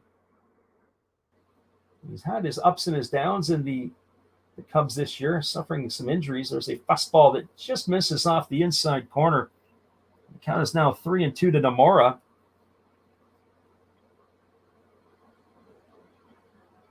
So 3 balls and 2 strikes. So Enns now ready to go back at it again. Here comes the payoff pitch. He kicks and he delivers. It's a fastball swung on and missed. Nomura is down on strikes for the 2nd out of the inning. So 2 up and 2 away, and that's going to bring up your Isabel Graciel. So by my books, that is the 4th strikeout of the night by Dietrich Enns. So 4 for him in the books. Shohei Ohtani last night was 0 for 4 in the Angels' victory over the Astros. The Angels won that game in 12 innings. Ohtani 0 for 4. He did have a walk. Nothing really spectacular for him. There's a fastball swung on it. It is grounded to the left side of the infield. It is through the 6 hole, but fielded on the backhand by Genda. He throws the first, but it's not even going to be close. It's going to be considered an infield single for Graciel. Graciel, it was just a little bit of a dribble. It just got past the diving Wu, really deep in the 6 hole. Genda fielded it, but it wasn't even close at first base. So I talked about that second baseman's arm playing over at shortstop. Even if he would have been able to have a more of a plus arm, it probably still would have been a base hit for Graciel. So Graciel's aboard with a 2-out single. That is going to bring up Alfredo Despaigne. get back to taking a look at some of the other Japanese players that are currently applying their trade in the big leagues. There is a fastball ticket for a called strike. And the count now is 0-1 to Despania. Other Japanese players currently playing or have played in the big leagues this year. As the lefty ends, delivers, there's a breaking ball that misses down, and the count is 1-1. Yoshi Tsutsugo was released by the Pirates earlier this year. But I understand the Toronto Blue Jays have scooped him up, so he is down in their AAA ball club. It was a bit of a head-scratcher as the Red Sox recently released Hirokazu Sawamura, the former Yomiuri Giant. There is a fastball that misses inside to Despania. Count is now 2 balls and 1 strike.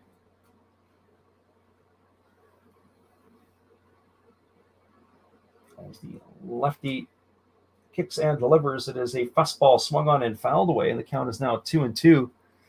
Yu Darvish has probably had the best year of any Japanese pitcher on the mound aside from Shohei Ohtani. When I think of just the sole pitchers, Darvish has had a pretty good year. Yusei Kikuchi has not lived up to his billing with the free agent money the Toronto Blue Jays threw at him. We have the return of Kohei Arihara back to the big leagues. Arihara has had 3 starts. He's 1-2 for the Texas Rangers. Here's the pitch to Despania. It's a breaking ball ticket for a called third strike. And Despania stood there like the house by the side of the road and watched it go by for out number 3, and that is going to do it here in the 5th inning for the Hawks. No runs, 1 hit, no errors, and 1 runner left aboard. We are now through 5 complete innings. It is the Hawks nothing, the Lions nothing. Stick around, everybody. We'll be back for the top of the 6th inning after our extended break. Appreciate you guys for being here. TYN in the house. He's looking for a sweep. And that is what the Hawks fans are looking to do. Broom away some Lions. We'll be right back.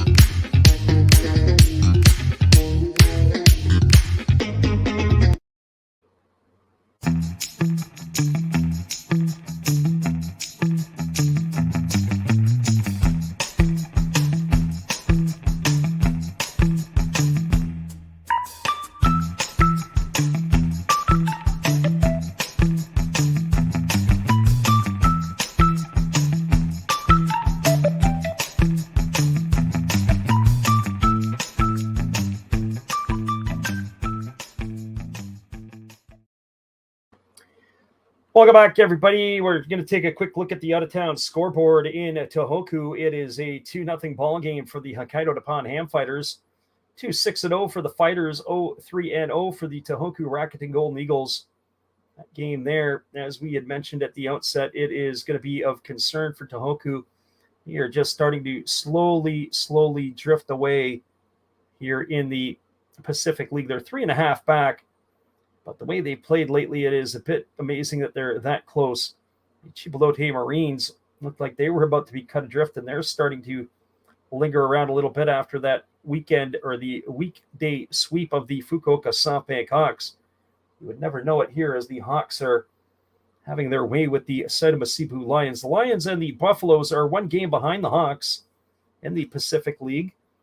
It is only percentage points that the Lions are ahead of the Oryx Buffaloes. So the Lions are in second spot. The Buffaloes are in third. The Golden Eagles are in fourth spot, 3.5 back. They have a sub 500 record at home. The Eagles actually play better on the road than they do at home. Much to my chagrin, the Buffaloes actually have a better winning percentage on the road than they do at home. They are 500, slightly more than a 500 team at home. And of course, the Hokkaido Nippon Ham Fighters, they are not a very good road team, but have a potential here to win a ball game tonight. In the Central League, the Swallows have a 7-game lead over the Bay Stars. And then it is the Tigers who are nestled in third spot at 11.5 back. And they have a quagmire of teams with the Giants and the Carp and the Dragons to follow. So here we go, back to the live action as the top of the sixth is ready to get underway. Here's the first pitch from Kodai Senga. It's a fastball swung on and fouled away. The count is quickly 0-1. It is Gakuto Wakabayashi at the plate, and he'll be followed by Shohei Suzuki and Sasuke Genda. So no balls and 1 strike to the right-handed hitting Wakabayashi. And here's the pitch from Senga. It's a fastball that misses outside, and the count now goes to 1-1. So 1 ball and 1 strike. Senga has been very effective in this one. Although he's only got himself, by my books, 4 strikeouts. I would expect the power arm of this right-hander would have locked up at least a little bit more by now, maybe more than 1 inning. There's a fastball swung on. This ball is lined into right center field. And this ball is going to be taken on a hop by the center fielder. It's going to get down for a base hit. And so that's the first hit of the ball game as Wakabayashi is aboard with a single. So no hitter through 5 innings for Senga. And with 1 pitch here, that is now no longer there. As Wakabayashi has the first hit of the ball game, and that's going to bring up the top of the order in Shohei Suzuki. One would have to think that the Lions are going to nickel and dime it here. I wouldn't be surprised that Suzuki will be squaring to bunt, especially with the 2, 3, and 4 hitters coming up. Let's see what the brain trust for the Lions have in mind. Yeah, they do too. As they throw over to first base, and the batter has offered his hands as he broke his hands apart to square to bunt. Some of the bunters, they have an early break. They come up and they square early, and one of them that would be Senasuke, who dropped a sac bunt earlier. But Suzuki, he also is a early squarer as he's already in position here. Here's the pitch from Senga. It's a fastball that is dropped by Takuya Kai. Oh boy, that was interesting because it looked like Wakabayashi was going to be running on that pitch. Kai lost the ball on the transfer. So no balls and 1 strike it is.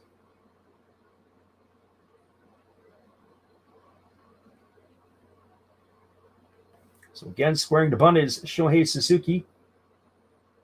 As he's already squared here. Senga holds set at the belt. Now he pitches it. It's a bunt. It's down the first baseline. It is fielded by Senga. He throws, and it's taken on the hop by the first baseman, Mamori. Oh, boy, that was a weird play. He came off the mound to field it. He had plenty of time. It was like he was trying to hurry it, and then he spiked it into the ground as he was throwing off his back leg. He had all kinds of time to be able to make the play and set his feet. He almost made a meal out of that one. That is going to be a sacrifice. It's going to go down 1-3 for the first out of the inning. It's going to advance Wakabayashi over to second base. That's going to bring up Sasuke Genda. Well, for Genda today, he is 0 for 1. He had a walk back in the 4th inning. His average on the year is at 271 with a couple of homers and 16 RBIs. He waggles the bat. He's got that open stance as he waits here on the offering from Kodai Senga. Senga gets the sign from his catcher, Kai. He works set at the belt.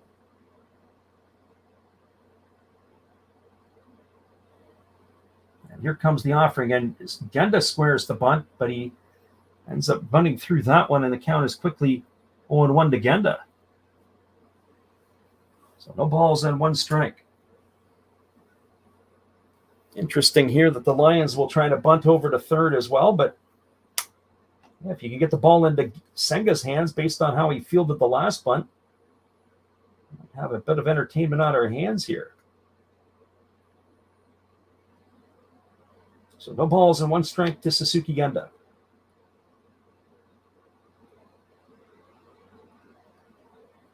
Right-hander against the left-hander. The pitcher, Senga, holds set. He delivers. It's a fastball swung on it. It's lifted into deep left field. Moving back on it is Graciel at the edge of the warning track, and he hauls it in. Retreating back to second is Wakabayashi. That is going to retire Genda for the second out. A little surprised that the charge that the normally light-hitting shortstop put into that one to really send the left fielder back to the edge of the warning track to make that grab, and that'll bring up the designated hitter, Tomoya Mori. Well, for Mori, he is 0 for 2. He has flown to right and flown to center. And the home run in last night's ball game did the side of a Seibu hitter. He was the catcher in last night's ball game. He gets the nod as the DH tonight.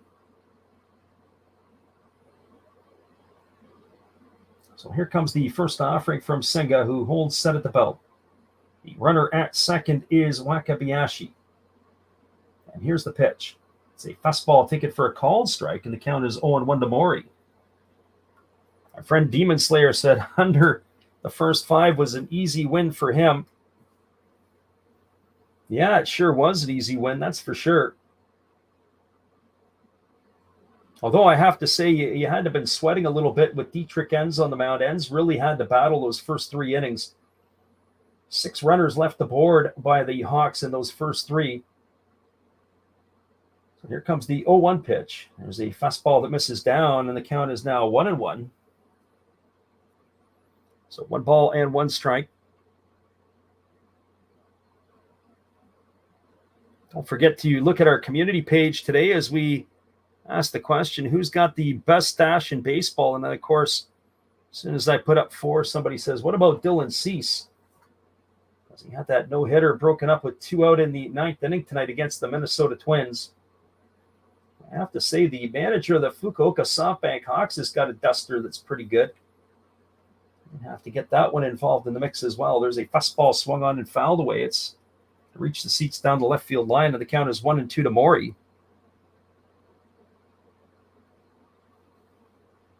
Demon Slayer said he was watching that Angel Astro game. Went to the 12th inning. It was a nail-biter, 2-1 for the Angels. Yeah, I think our friend Mick was in here earlier, and I think he was ticked because I believe he had the Astros in that one. That might have blown up his ticket.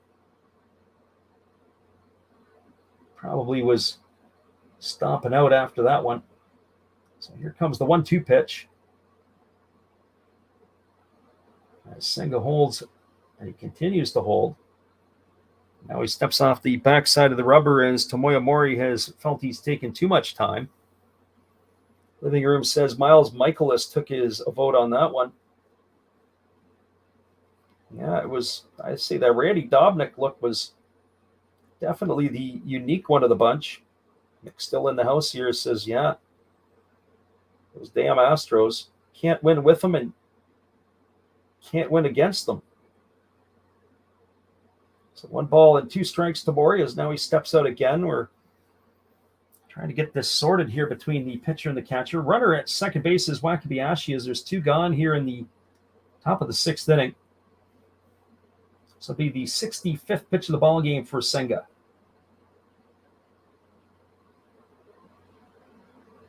As he holds set. And now he kicks and fires. It is a fastball swung on and fouled straight back off the mask at Takuya Kai. It's going to shake up a little bit. That's going to keep the couches at 1-2. Demon Slayer says that the Astros had their chances, just didn't have timely hitting tonight.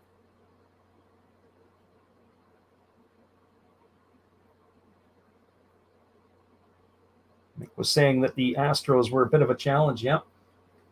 Well, 65 pitches now for the right-hander Senga, as now he works to the set position.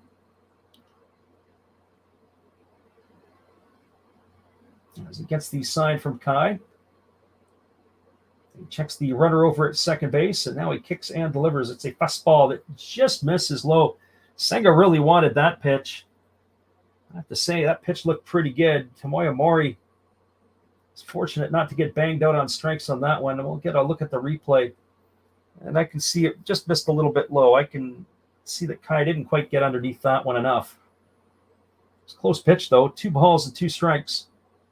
Our friend TYN asked the question, do you think Senga will play in the MLB? As we mentioned, he's got an opt-out at the end of this year. He's got making $5.4 million this season in Fukuoka. So here's the 2-2 pitch. There's a split finger pitch and misses down and in, and the count is now 3-2. So I do believe that, Senga got his international free agency. That's correct. After the year, he did sign a 5-year contract with the Hawks after the 2021 campaign, but he has an opt-out clause at the end of this season that he can go abroad. And I can say what he reminds me of, a harder-throwing Iwakuma. And I mean Iwakuma like the style of pitcher that he was for the Mariners. Iwakuma was a lefty, didn't throw as hard as Senga, but I can see him being a type of guy that would be a nice second or third starter somewhere in the big leagues. Now, the question is, as there's a split finger pitch swung on and fouled away off the foot of Mori, and the count remains at 3-2.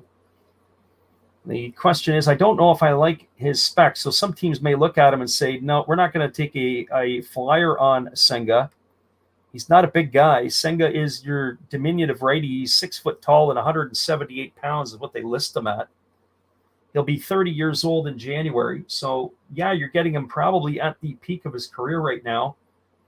And a good opportunity for him to come to the United States. And I think he does want to test the waters. But the question is who would he be comparable to me at the major league level? I say the Japanese pitcher Iwakuma, but obviously he's a lefty. But maybe like a Sonny Gray would be kind of somebody who Kodai Senga would fit into. He's a nice pitcher. He'd help a team out. He would be a number 3 guy on a playoff team, or maybe even a number 2. But if you're looking at him, I don't know if he would be an ace of the staff. I don't see him as coming in and being somebody who's going to help a playoff team be their number 1 guy. But I think a number 2 or a number 3, depending on the right situation, may be able to help somebody next year, just get them over the hump. So I'll throw a team to you where maybe they could splash some money at him. How about the Baltimore Orioles?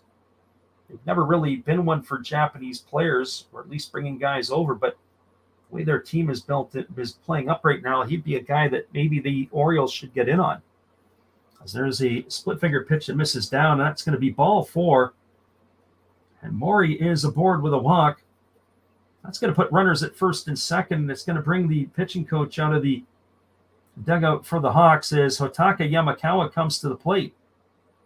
So they got to talk about how they're going to handle this powerful right-handed hitting first baseman for the Lions who leads the Pacific League in home runs. So they got a conference on the mound here. So the runner at second is Wakabayashi. The runner at first is Mori. And Yamakawa here at the plate with 2 gone in the 6th inning, looking to do some damage.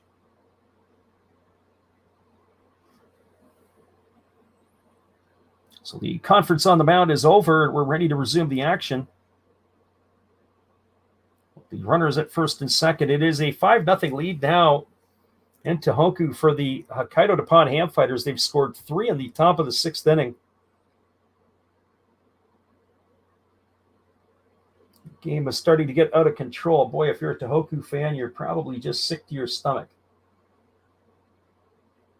The pitching staff is in disarray. So here comes the first offering to the right-handed hitting Yamakawa, who Senga delivers a fastball that misses inside for ball 1, and the count is 1-0. It is Ninting Wu who waits his turn on deck. The pitch was very close catching the inside corner to Yamakawa. So here comes the 1-0. Senga's ready to deliver. He holds set at the belt. He checks the runner at second base. And now he delivers. It's a split finger pitch. It misses down, and the count is 2-0. I wonder at what point they're just going to hold the four fingers up to put Yamakawa on and take their chances with Wu. Because the big slugger here for the Lions could put 3 runs on the board in a big hurry. Not that Ning Wu can't put the ball in the stands. He's only got 4 homers on the season. Likely a hit of him doing the big-time damage is less likely than Yamakawa. So 2 balls and no strikes to the big burly first baseman as he waits here on the offering from Senga, who works set at the belt. Again, he checks the runners and he delivers. It is a breaking ball, waved at and missed, and the count is now 2-1 to Yamakawa. So 2 balls and 1 strike.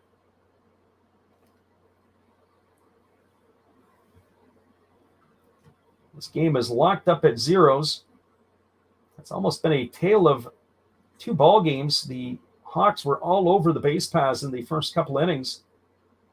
Were not able to cash their runs in, and then the Lions were going pretty quiet here against Senga. Now this is really the last couple innings. They've had threats going here. Here comes the pitch. It's a breaking ball that drops in for a called strike. Oh, Yamakawa was locked up on that one. It's now 2-2. So 2 balls and 2 strikes. I think he wanted that one back. Did the big fella.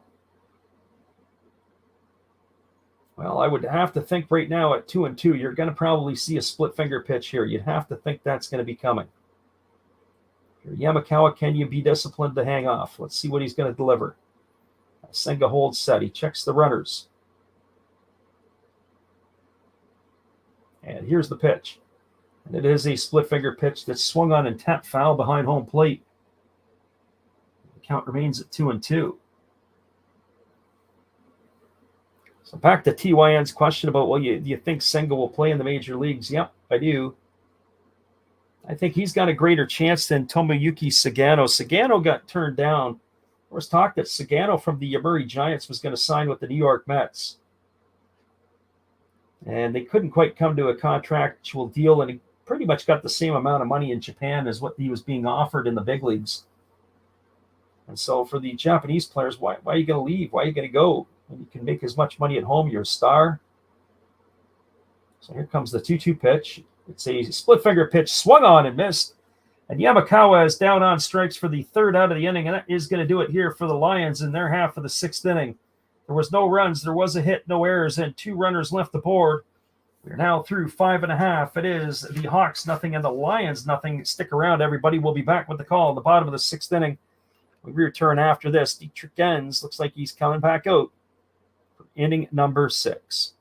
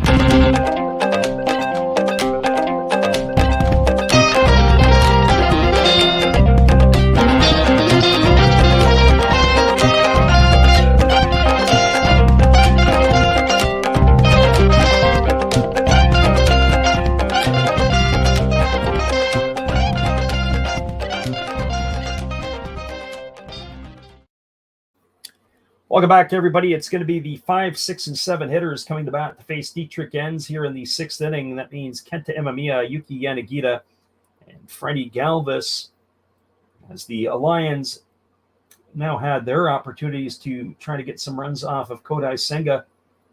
That didn't happen here. We've got Scott Roeder in the house here tonight. We welcome you, Scott. Thanks for popping in. Demon Slayer said the Mets were a 450 favorite today, and they lost 7-1 to the Washington Ball Club. I have to admit, I really didn't pay a lot of tight attention to the games across Major League Baseball today. I did see the Brewers came back and beat the Diamondbacks in 10 innings. As the first pitch is a breaking ball delivered to Imamiya for a called strike. The count is 0-1. Imamiya tonight is 1 for 2. He's got a single in 2 trips. As Enns delivers a fastball, and this is grounded through the 6-hole into left field. It's going to be a base hit for Imamiya. He's aboard with a leadoff single, and that's going to bring up the right fielder, Yuki Yanagita. Well, keep your eye on Enns here. This is the inning last week against the Buffaloes. I believe he was yanked in the 6th inning. I have to go back and look at my notes. He called that game, and I noticed over the course of time that Enns just has that, as we said before, he just kind of struggles to get through certain parts of the ball game where, especially early on, he just threw too many pitches. But maybe he didn't. Maybe he ended up getting through the 6th last week. I thought he was stuck in one of those issues. I'll have to go back and look at it. I know that Enns in the past has had his challenges to get through the 6th-inning mark. So we're going to see how this is going to fare out for him here. And there's a first-pitch fastball that's swung on and fouled away by Yanagita. And the count is 0-1. So no balls and 1 strike. Living Room said he had the Mets sprinkled in his parlay. And Demon Slayer says, I'm curious why Scherzer came out after 5 innings and 60 pitches. That's a good question. There's a fastball that misses inside, and the count is now 1-1. I didn't look to see what as I said, the updates on some of that stuff were. Sometimes you get the information or you get the news of why guys have left the ball game. They said Scherzer left the ball game because of side fatigue. Side fatigue sounds like it was probably a lat muscle. So very interesting. I didn't throw a whole lot when I played. I remember when I was back and I got a chance to do some pitching, even at college summer collegiate levels. One of the things I found was an issue was my lat. Just the muscles were very sore in the right side. There was a fastball swung on and fouled away, and the count is 1-2. 1 ball and 2 strikes. So in other words, the arm would recover fine. It was just the muscles down the right side would be very, very stiff. So couldn't go back-to-back. Wasn't really a reliever. Couldn't do back-to-back ball games. So 1 ball and 2 strikes to Yanagita. Come out and throw, and the next day you're stiff on that side. As there's a breaking ball that's down. They say that Yanagita went around, and that's going to be strike 3. Yanagita can't believe it, but the home plate umpire made the call. Yanagita has gone for the first out of the inning as he slowly walks back to the dugout. That was a breaking ball that he chased. We're going to get a look at it again, and no, I think the home plate umpire made the right decision on that one. I know Yanagita didn't like it, but up with the right hand was the home plate umpire, and that is going to bring up the third baseman, Freddie Galvis. Well, for Galvis tonight, he's 0 for 2. He bounced into a fielder's choice, and he has grounded out to the shortstop. I shouldn't say bounced into one. He actually lined it back to the pitcher, and he takes a first pitch fastball for a strike, and the count is 0-1. He had a line drive back to Enns, who couldn't quite hang on to it. And he picked it up and threw it down to second base to be able to retire the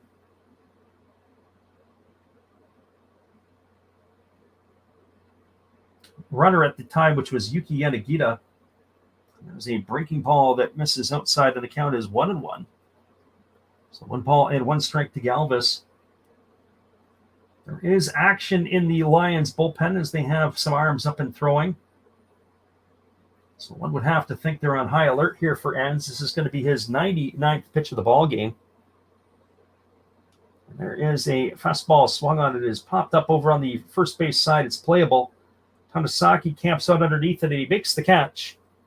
And that is going to retire Galvis for the second out of the inning. So 2 up and 2 away. My friend Demon Slayer in Living Room, there's a website I just locked into. I'm going to pop it into the chat. You guys might want to go and take a look at it.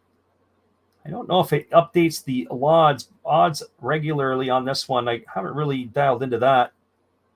But what I can tell you is that it does give you comparisons on the number of bookmakers available. This is the live look. You can sometimes go, it takes in the number of accounts and who has been booking. The first pitch is a fastball that catches the outside corner. The count is 0-1 to Masaki. So this might be of something for some of you guys here in the chat, no doubt about it.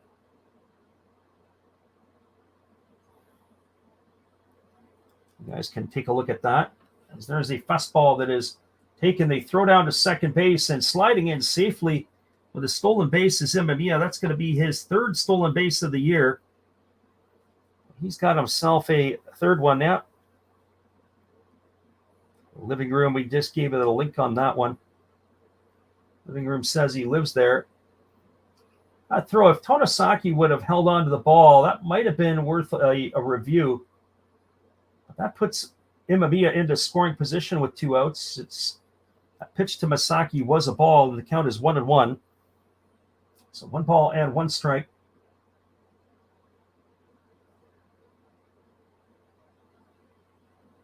So Demon Slayer, I think it does give you the live odds there as things are going, but it gives you the odds on what the books are doing and what they're calling out at it. I think that's an average, but I'm not 100% sure. I haven't done enough digging on that. There's a breaking ball that misses down, and the count's now 2-1. We peel down to the first base umpire, but they say he didn't go. I'm not so sure about that one. If Yuki Yanagita went, I'm pretty sure that Masaki went on that one as well, but not so says the first base umpire. So here comes the 2-1 pitch. Ends, kicks and delivers. It's a breaking ball that misses up and away. The count is now 3-1. One would have to think this might be Enz's last hitter as Takuya Kai waits on deck. Or maybe they let him throw to Kai. I don't know. He does have Kai's number, that's for sure.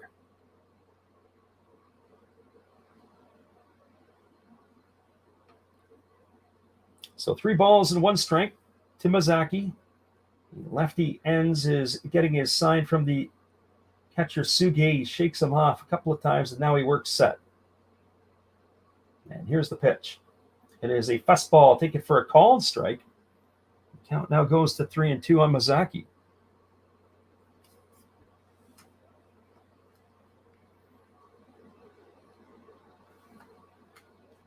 So 3 balls and 2 strikes it is.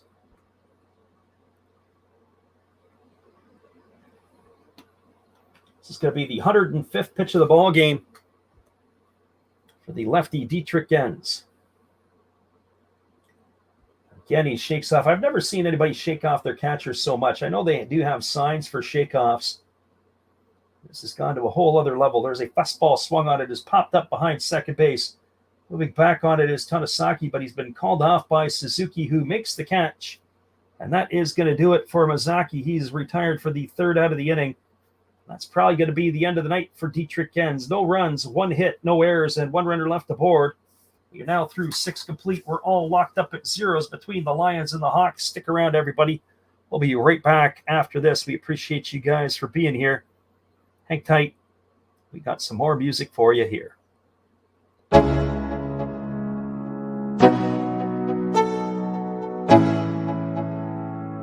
Let's go.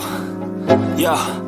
I'm like an addict, do I gotta have it. I ain't even playing, got a really bad habit. If it moves, gotta grab it, fuse like a magnet. Lose, won't have it till I'm doomed in a casket.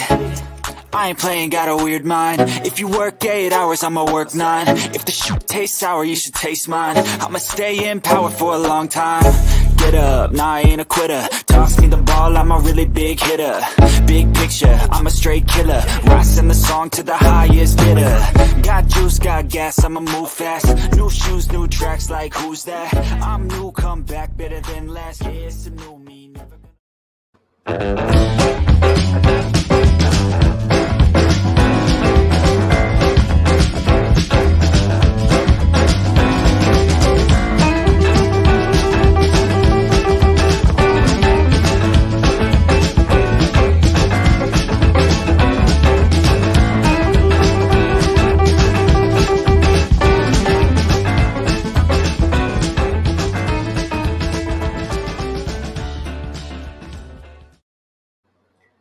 Welcome back, everybody. We are skipping along here as we are moving to the top of the 7th inning. It is going to be the 5, 6, and 7 hitters coming to bat for the Lions. It'll be Nin-Ting Wu, Senatsuge, and Shuta Tonosaki. It was a nail-biter in that last inning of work by Kodai Senga, who had runners at first and second. The big bopper Hitake Yamakawa at the plate. The way this game is shaping up, it's probably going to be a 1-0 ball game. The first team to blink will probably find themselves in trouble. We got the Hiroshima Carp now on top of the Yokohama Dana Bay Stars 2-0. That game is now in the top of the 5th inning. The first pitch delivered to Nin-Ting Wu is a fastball taken for a called strike, and the count is 0-1. 75 pitches through the first 6 innings for Kodai Senga. He's got a lot of life left in this one.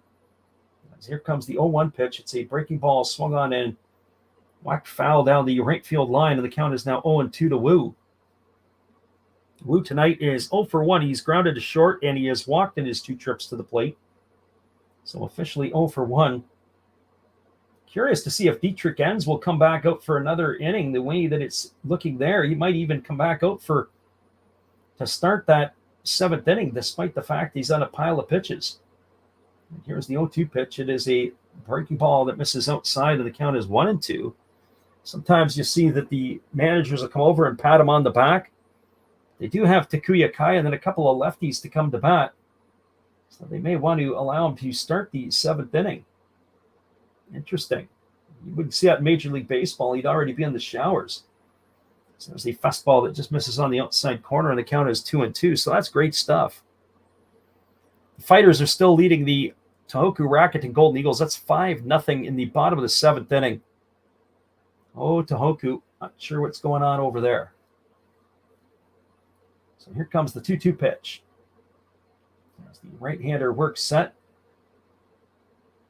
And Senga kicks and delivers. It is a breaking ball swung on. It's lined up the middle. What a great play by Imamiya. He dives. He throws to first, and they say it's not in time. Oh, Imamiya had to go to his left. He dove, made a fantastic play, laid right out, got to his feet, threw the ball on one hop to the first baseman, Momori. And they say Wu is safe on an infield single. We're going to get a look at the replay. And I think that the umpire may be right on that one, but what a fantastic play defensively by by Imamiya. But Wu is able to reach first base safely. That is going to bring up the catcher, Senatsuge. We would expect that Suge is going to be squaring to bunt here, and he's already squaring to bunt. I'm curious. The brain trust for the Lions is all talking in the dugout. I bet you they're debating on what they're going to do with Dietrich Enns. So here comes the first pitch as the right-hander kicks and delivers. It's bunted down the first baseline. It's a good one. It's fielded by Senga. He throws over to first. And that is going to retire Suge on a sacrifice. That's going to go down as a 1-3 putout for the first out of the inning. It advances Wu over to second. And that is going to bring up the second baseman, Shuta Tonosaki. So I'm curious to see what they're going to discuss the next inning. I'd love to be able to see him come out there. Scott's asking in. We appreciate you for checking in there, Scott. So what a lot of the guys do here, Scott, is we are going to look like they got a defensive change. The Hawks are taking out the young center fielder, Masaki, in the middle of the inning. He is coming out of the ball game. We have a defensive replacement.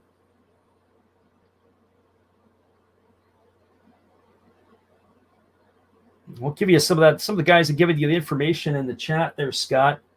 You're going to have to get to that site, and then you're going to have to play around with it for a bit. If you've got the Google Translate, I'll be able to help you out. The guys, what they do is they sync the game to the commentary that I provide, because the commentary you're going to get is all in Japanese. And that's what Living Room says. You're going to have to use that translate, and you're going to have to play with it a little bit. It's not going to be an easy one. We can't put the link in the stream here. We'll get us in quite a bit of trouble. So here comes the pitch. Just let him know, Scott, if you need a little bit more help. There's a split finger pitch that misses down to Tonosaki. The count is 1-0. Tonosaki tonight is grounded to third and grounded to first his 2 trips to the plate.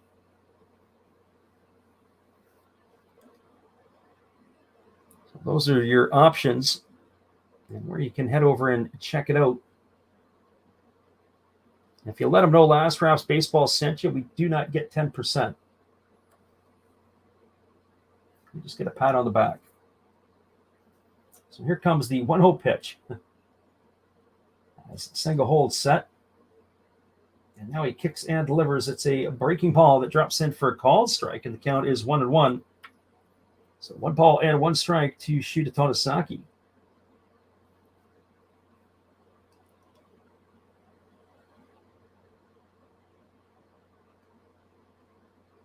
It's been a pretty good night for baseball in Fukuoka. And the dome is closed. As I said, I've only seen the dome open one time. That was earlier this year. There's a split-figure pitch that is swung at by Tonosaki. He almost screwed himself into the ground. That's going to run the count to 1 ball and 2 strikes. Senga definitely lives and dies by the splitty.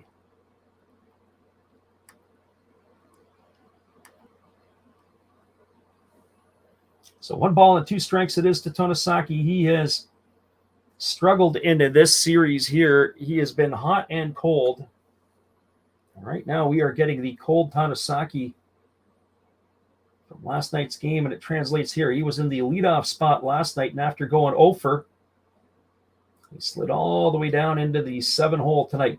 Here comes the 1-2 pitch. And there's a split-figure pitch swung on. This ball is belted into deep left field, and this ball is going to be gone. A home run for Tonosaki. Just as I'm telling you that he's been really struggling, he has just deposited a 2-run shot into the seats on a 1-2 pitch. And Tonosaki's going to drive in. Nin Ting Wu ahead of him, and it is now a 2-0 lead for the Seibu Lions here in the top of the 7th inning. Oh, boy. Just starting to give you all the merits of why they dropped him into the 7-hole. And Tonosaki deposits it into the left field seats. Wow. So 2-0 now, the scoreline for the Lions. As Wu scores ahead of them. That's going to bring Brian O'Grady to the dish. Well, for O'Grady tonight, he is 0 for 2. He has popped the first and struck out in his 2 times to the plate. We got Tony back in the house tonight. Welcome back, Tony. Tony had popped in here last night. So Shuta Tonosaki opens up the scoring, and the Lions now have a 2-0 lead. And here's the pitch as O'Grady squares the bunt. And he takes a split-finger pitch down for a ball, and the count is 1-0. O'Grady tonight is 0 for 2. He's hopped to the first baseman and struck out in his 2 trips to the plate. Well, if I start to put the kiss of death on Tonosaki, O'Grady's another one who's struggled. He's looking to get off the schneid here. Here comes the pitch. It's a fastball that misses inside, and the count is now 2-0. So 2 balls and no strikes. I think Kodai Senga would definitely want that pitch back, because not only was it a 1 ball and 2 strike pitch, he left that splitty up in the zone, and Tonosaki was able to deposit it in the seats. There's a split finger pitch and misses down, and the count is now 3-0 to O'Grady. Well, the Hawks better get their bullpen going here, because it looks like all of a sudden Senga is running out of steam. Comes pitch number 89 of the ball game as he's ready to deliver here. And here comes the 3-0. He kicks and he delivers. It's a fastball that catches the outside corner, and the count is now 3-1. So 3 balls and 1 strike.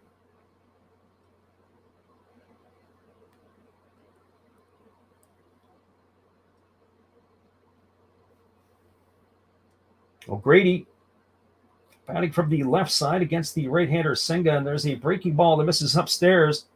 That's going to be ball 4. O'Grady is aboard with a walk, and that's going to bring up the right fielder Gakuto Wakabayashi.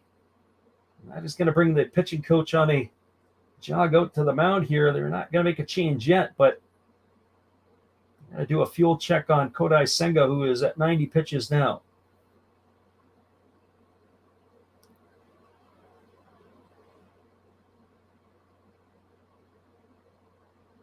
So there's still only one out here in the 7th inning. The runner at first is Brian O'Grady. There's 2 runs on the board. As Tonosaki hit that 2-run shot. And now Gakuto Wakabayashi striding to the plate. He is 1 for 2 tonight. He had the first hit of the night in the 6th inning to lead off the 6th inning for the Lions. The Lions were no hit through the first 5 in this one. That is where we stand here right now, a 2-0 ball game.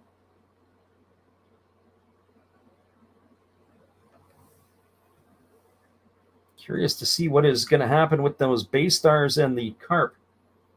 The Carp bullpen going to be able to hold the Bay Stars as it gets later in that one. So here's the first pitch. It's a breaking ball that drops in for a called strike, and the count is 0-1 to Wakabayashi. Wakabayashi also grounded out to third base tonight. So officially 1 for 2 on the stat line. There's a pad on his bottom hand. And there he swings at a fastball and fouls it straight back off the umpire. The count goes down to 0-2. That's a really tough place for the home plate umpire. He's not in a good position. The catcher, Kai, comes inside, and he's basically left himself right up over top, almost to the opposite side of Kai. That's where most of the foul balls will go from a right-handed hitter. He's got to do a much better job of getting himself into the slot. Typically, hitters don't foul the ball back between the catcher and themselves. The umpires are taught to work in the slot. That home plate umpire was in a very dangerous and vulnerable position as there's a breaking ball that misses down. The count is 1-2. So 1 ball and 2 strikes it is. As the right-hander Senga holds set. He checks the runner. And here comes the 1-2 pitch. And it is a fastball swung on. It is grounded up the middle. It is off the foot of the pitcher. It deflects into center field. And that is going to be a base hit for Wakabayashi. It's the 3rd hit of the inning for the Lions. O'Grady advances over to second, and it's going to bring the top of the order and Shohei Suzuki to the plate. Went right through the box. Good piece of hitting by Wakabayashi. That's his 2nd hit of the ball game. There is action now in the Hawks bullpen. They do have a right-hander up and throwing. One would have to think that Genda is getting near the end of his rope here in the 7th inning. But it is Japanese baseball. It's only 94 pitches, so maybe he's got another couple innings left. You never know. So here comes the first offering from Senga. It's a split finger pitch and misses down for ball 1, and the count is 1-0. One thing I would like to see Senga, and I don't see him enough. I haven't seen him enough this year. He really relies a lot heavily on that split-fingered pitch. I'd like to see him able to throw his 4-seam fastball a little bit more. I guess what am I to say? He's only allowed 2 runs here in 6+ innings. There's a breaking ball that misses inside, and the count is now 2-0. So 2 balls and no strikes.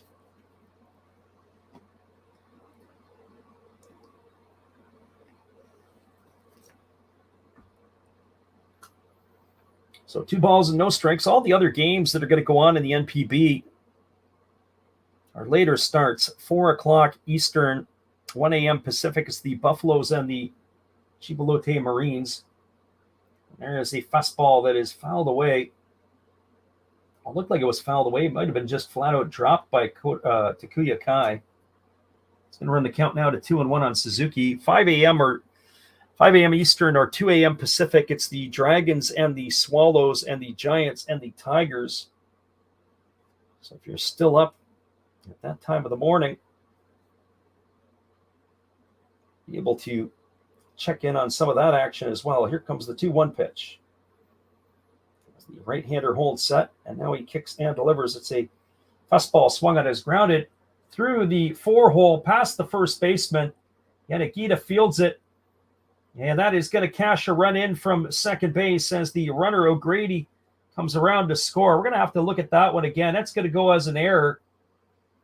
I thought that ball, there was a chance that Mamori was going to have it, and it went right underneath his glove. That's going to be E3. There's no RBI on the play. We're going to get that one again. He's got a chance to backhand it, and he just absolutely olays it. And no fault of the pitcher, Senga. But O'Grady is going to score the third run of the ball game. Stopping at second is Wakabayashi. It's going to put runners at first and second. There's still one away, and it'll bring up Suzuki Genda to the plate. So 3-0 is the scoreline now for the Lions here in the top of the seventh inning.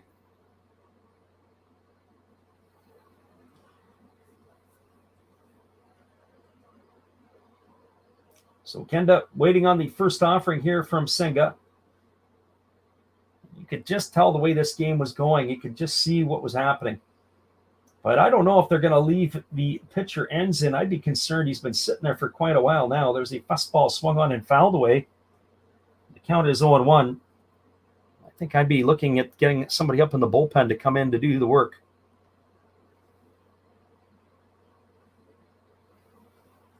Living Room says this is what happens when you don't take 5 minutes between every pitch. Yeah, well, Senga is fairly slow for one of these starters. We've seen other guys work a little bit quicker with more tempo and pace. There's a fastball that misses, and the count is now 1-1 strike to Genda. Mick says all the underdogs are winning tonight in this one so far. Yeah, really strange.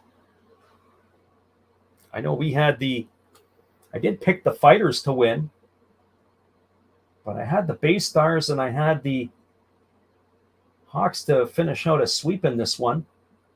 And here's the pitch. It is a fastball swung on. This ball is looped into left field. It's going to get down for a base hit. Gracial fields it, but they're going to throw on the brakes as the runner Wakabayashi is going to be held at third. He's going to be stopped at third. Suzuki goes to second. Genda's got himself a single, and that is going to bring up Tomoya Mori to the plate. And the Hawk management is on the phone. They've already used one trip to the mound.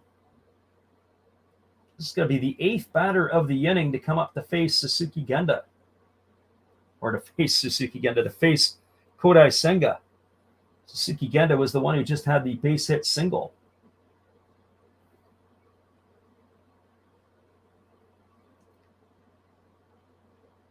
So the bases are full of Lions. There's only one gone. I wonder what we're going to see in this situation. Tomoya Mori at the plate. I would have to think Mamori is going to try to swing for the seats. Sacrifice fly here would extend it to a 4-run lead. The Hawks, as I said before, went earlier in the game. I was about in the third inning. I said I didn't like the way the game was going for the Hawks. Had a bunch of runners stranded on base. They weren't able to cash anybody in, and that they had the chance to blow this game apart. And Dietrich Gens really was able to settle down, wiggle himself out of the jams. So the Hawks have the corners in. The middle is in double play depth. And Tomoya Mori is at the plate here waiting on the first offering from the right-hander Senga. So right-hander against the left-hander. Senga gets his sign from his catcher Takuya Kai. He checks the runners. And here's the first pitch to Mori. It's a breaking ball that misses up and away, and the count is 1-0. I can say that Senga has not had a good command of his breaking pitch here tonight. His split finger pitch has been pretty solid for the most part, other than the one that he left up to Tonosaki, who deposited in the seats earlier this inning. So 1 no strikes to Mori. He kicks and delivers. It's a fastball swung on and fouled straight back off at Takuya Kai. That's the second time Kai has been hit here in the last couple innings. And that is going to send Mori back to the dugout because I think he's broken his bat.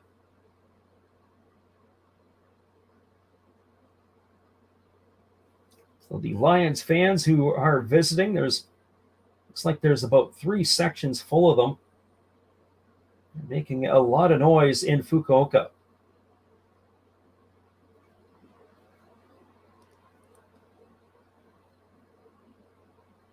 So 1 ball and 1 strike. Oh, it is starting to get ugly in Tohoku. It's 8-0 for the Fighters over the Golden Eagles. That is a major beatdown happening in Tohoku. So here comes the 1-1 pitch. And there is a split finger pitch and misses down. The appeal down to the third base umpire who goes up with the right hand. It says that Mori went. Runs the count now to 1-2. So 1 ball and 2 strikes.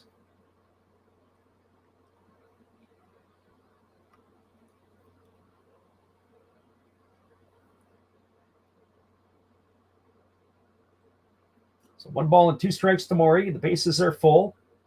And here comes the pitch from the right-hander Senga, who delivers a fastball that backs Mori off the plate. Runs the count to 2-2.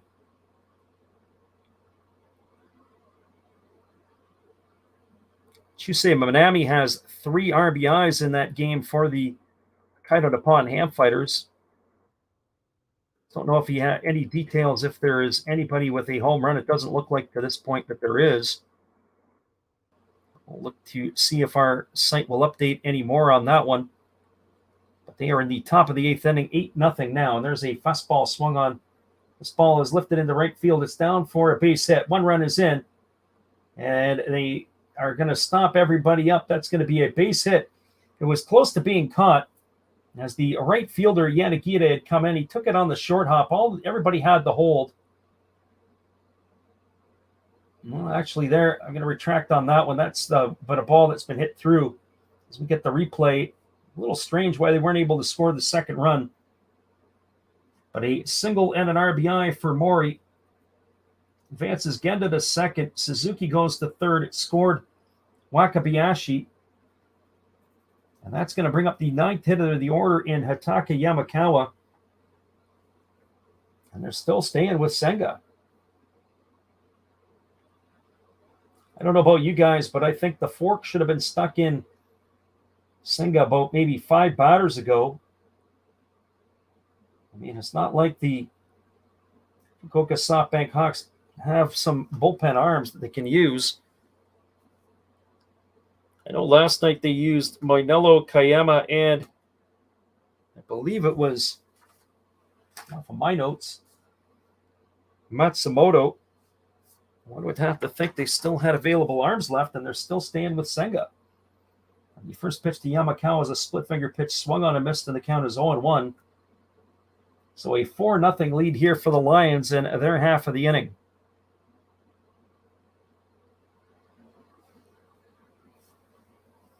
So our friend Steve Rademacher was pulling for the Lions to win. He finally gets his wish. As they are ahead here, 4 bagel in the top of the 7th. There's a fastball that misses upstairs, and the count is now 1-1 to Yamakawa. Waiting on deck is Nin Ting Wu, who started the inning off with the base hit single. Should he get an opportunity to come to hit here? Still only 1 out in the inning. I don't know what the brain trust in the dugout is thinking right now. So here comes the 1-1 pitch. Senga kicks and delivers. It is a fastball swung on and fouled away. The count is now 1-2 to Yamakawa. The other thing is, too, is not only is it later in the game, he's now thrown in this inning 34 pitches. You're throwing 34 pitches in the second inning. You still have a lot of life left in you, but you got 34 pitches in the 7th inning. Wow. That's all I could say is wow. I don't know what they're doing.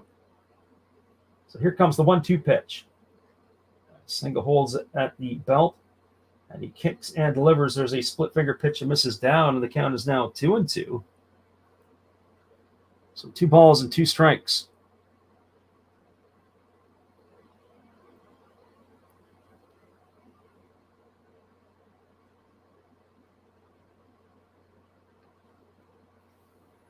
Yeah, our friend Mick pointed out earlier that all the dogs are winning right now across the NPB, and that is absolutely correct. There's 3 games that are later to come. The Lions or the Hawks were heavy favorites in this game. As here comes the 2-2 pitch. As the right-hander holds at the belt. Now he kicks and he delivers. It is a split finger pitch, swung on and missed. And Yamakawa has gone down on strikes for the 3rd time tonight. He is outnumbered 2. And finally, they're coming out to make a pitching change, as they are going to bring in a reliever to face Ning-Ting Wu. Well, that is going to do it here for the right-hander Senga. All of the runners that are left on base are his responsibility. And hang tight, everybody. We are going to be getting ourselves a pitching change. As we do that, we'll take a little bit of a break over here. Hang tight, guys. Appreciate you guys for being here with us tonight.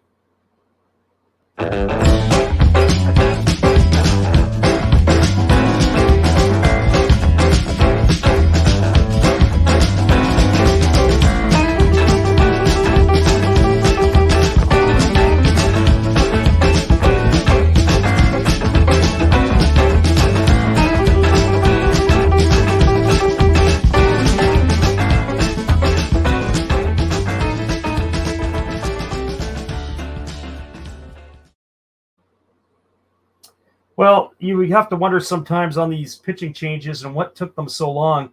9 batters faced so far in the inning, or at least now is complete for Kodai Senga. Allowed the 2-run shot to Shuda Tonosaki. He then walked O'Grady, gave up a single to Wakibayashi. I know it was an error to Suzuki, which is not the responsibility of the pitcher, because that would have given him the 2nd out of the inning. And then a single by Genda, a single by Mori. And then a strikeout of Yamakawa, and then they finally come out and get him. Well, we do have a pitching change, as they are bringing in a new right-hander in the pitch. And this is going to be Kaisuke Izumi. Well, for Izumi on the year, he's working. This is going to be his 17th ball game. He's got no wins and a loss. He's worked 18 2/3 innings. He's allowed 14 hits. He's walked 3 and struck out 15. He's got an ERA of 2.41. So Kaisuke Izumi is in relief of Kodai Senga.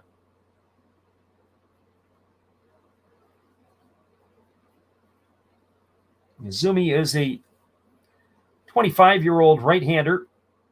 This is his 4th year in the NPB. He is taking over here for the veteran right-hander Senga. He has now completed his warm-up tosses. The bases are full of Lions. The runner at 3rd is Suzuki. The runner at 2nd, Genda. The runner at 1st is Mori. Wu got this inning going with a single, and he came around and scored a run. He is 1 for 2 on the evening. He's also drawn a walk. And here's the pitch. It is a split finger pitch, swung on and missed. The count is 0-1.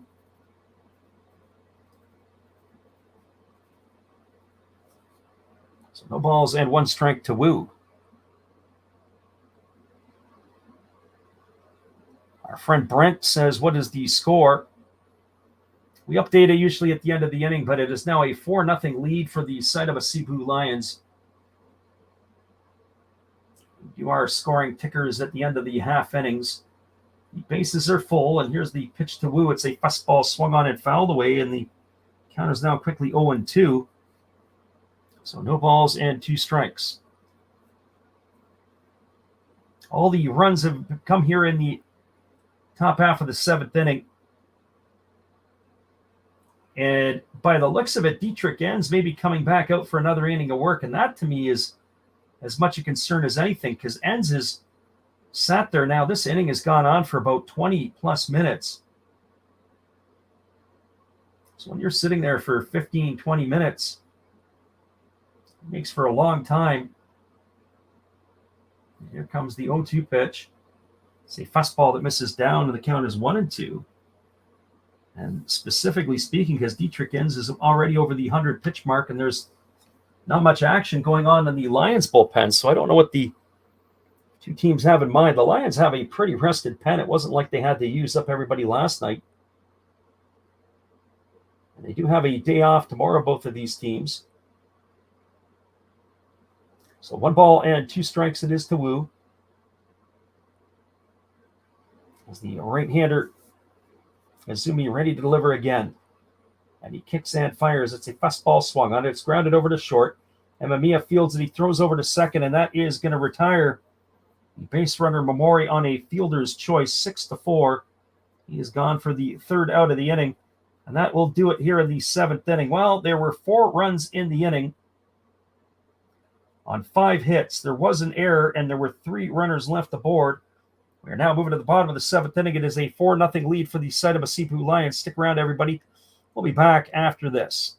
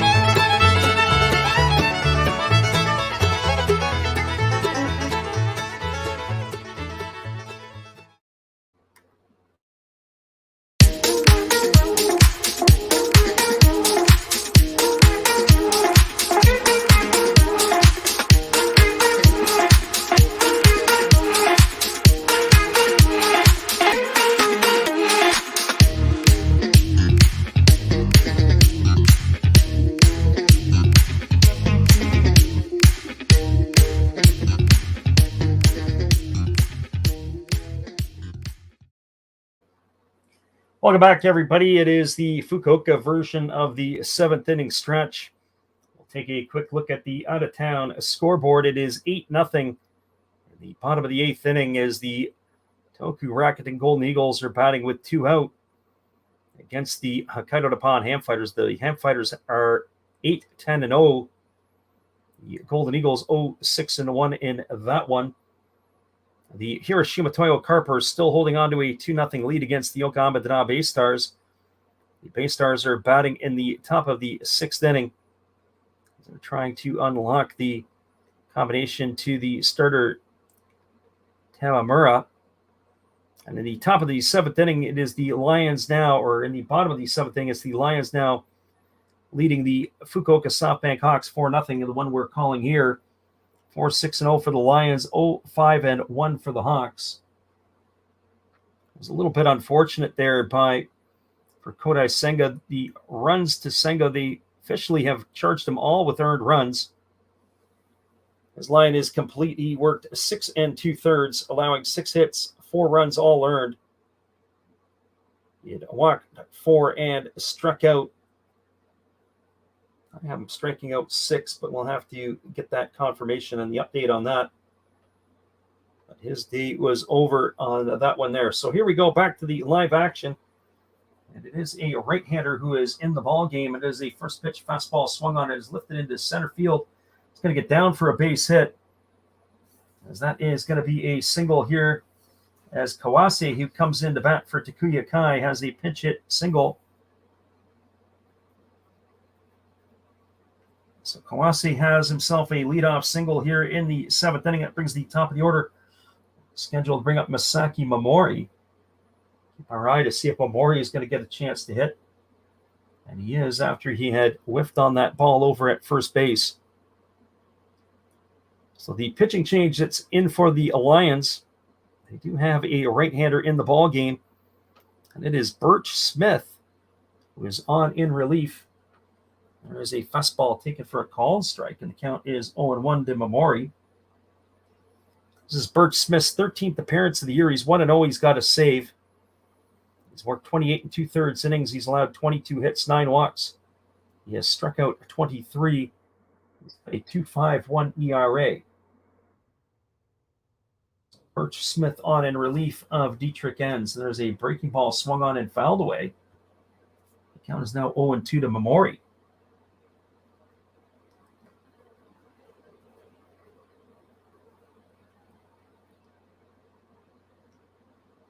So the big right-hander, formerly of the San Diego Padres, Milwaukee Brewers, Kansas City Royals, San Francisco Giant, and Oakland Athletic Organization, asks for a new baseball. As he rubs it up, he's ready to go back at it here against Mamori. The Hawks have to try to find a way to get some runs here. There's a fastball swung on. This ball is belted into deep right center field. Moving over underneath it is the center fielder. That is going to be caught by Suzuki. That is going to retire Mamori for the first out of the inning. So one away, and that'll bring up the second baseman is Sama Nomura.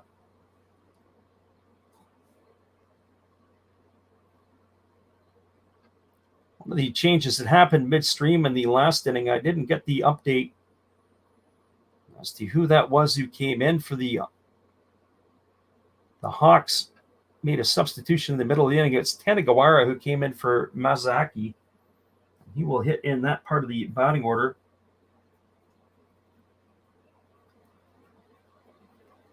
You've seen Tanagawara before as he's gotten these starts. As they throw over to first base, and getting back in time is Kawase.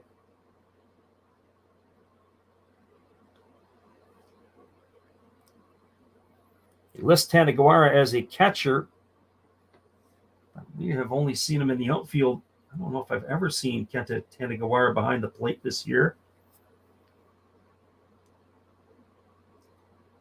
So no balls and one strike it is to Nomura. And again, they throw over to first base, and again, diving back in time is the base runner Kawase.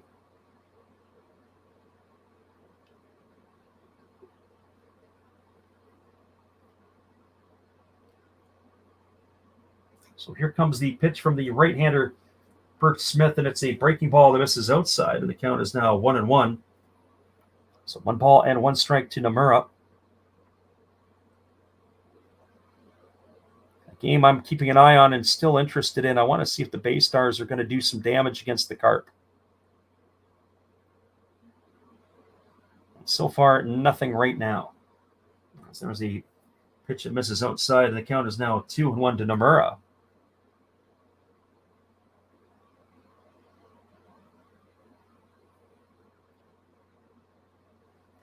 So 2 balls and 1 strike. Here's the pitch from Smith. It's a fastball that misses outside, and the count is now 3-1. This is where it's going to get dangerous. You got a couple of runners on, and then you've got Graciel and Despania coming to bat here. The Hawks may not be out of this one yet. As Birch Smith definitely does not want to put Nomura on base. Here comes the 3-1 pitch. He delivers. It's a fastball that misses outside. It's going to be ball 4. That's going to put runners at first and second, and that's going to bring Yorizabal Graciel to the plate. It's also going to bring a visit out from the pitching coach. They're coming out to talk to Birch Smith. So don't go anywhere yet. This game is still hanging in the balance. That is for sure.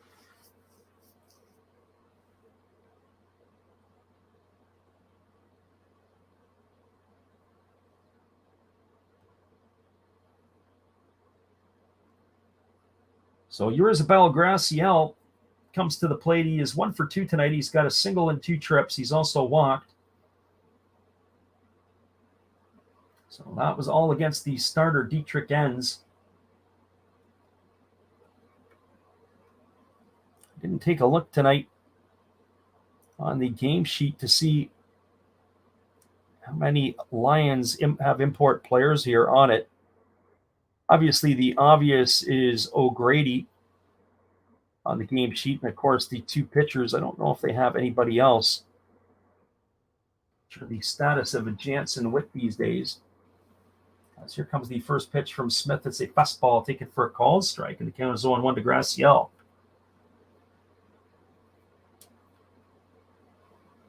usually reliable bullpen of the Lions. But the Hawks need to get a run or two here to keep this game in check. 4 runs to be able to make up in one inning is very difficult. 4 runs to be able to be made up over the span of 3 innings is doable. Here's the pitch. It's a breaking ball that misses down, and the count is 1-1. So 1 ball and 1 strike.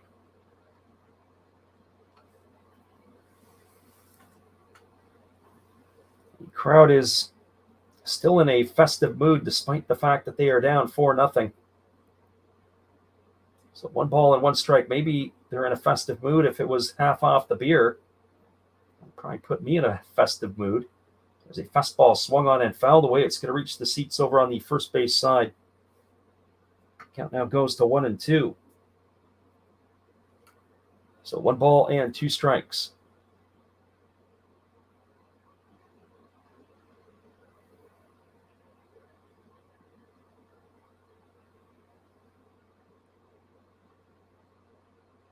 So Ken Graciel waiting on the offering here from the right-hander Birch Smith, who holds set at the belt. He checks the runner at second and now delivers. It's a fastball that misses upstairs, and the count is now 2-2 to Graciel. Really turned this game on a dime if Graciel could put a charge into this one.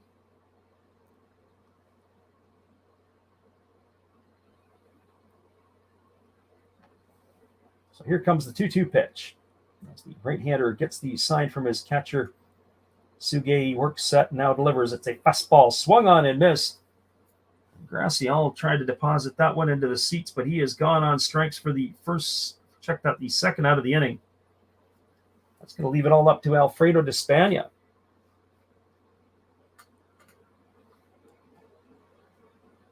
You got to like it. Really a clutch situation. And clutch pitching there by Birch Smith after he got himself into a bit of trouble. He definitely was able to wiggle himself out here. With runners at first and second, it brings Despaigne to the plate, who's 0 for 3 tonight. He has struck out twice. His average has dipped to 273. And here comes the offering, but now Smith steps off the backside. So the runner at second is Kawase. The runner at first is Isama Nomura. And there is 2 gone here as here comes the first offering to Alfredo Despaigne. And that is swung on. This ball is lifted into center field. It's going to be down for a base hit. That's going to score a run, and the Hawks are on the board on a base hit single by Despaigne. He's got himself a single and an RBI. That's going to cash in Kawase from second base. He scores the first run of the ballgame for the Hawks. They have now cut the lead to 4-1. You get a peek to see what happened with Nomura. Nomura had slammed on the brakes at second base as that ball was thrown back in, so it's still going to be the same situation. Runners at first and second. And that's going to bring up Kenta Imamiya to the plate.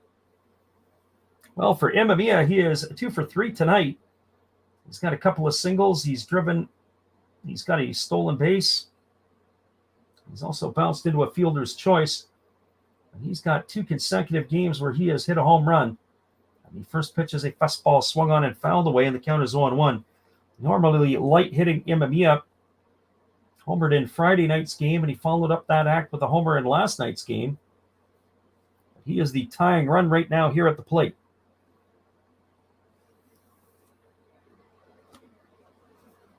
So Birch Smith gets his sign from his catcher, Suge.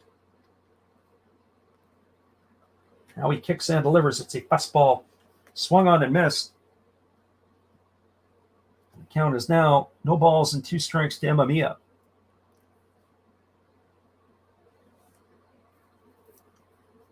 The crowd is still making their noise, but Imamiya is in the hole.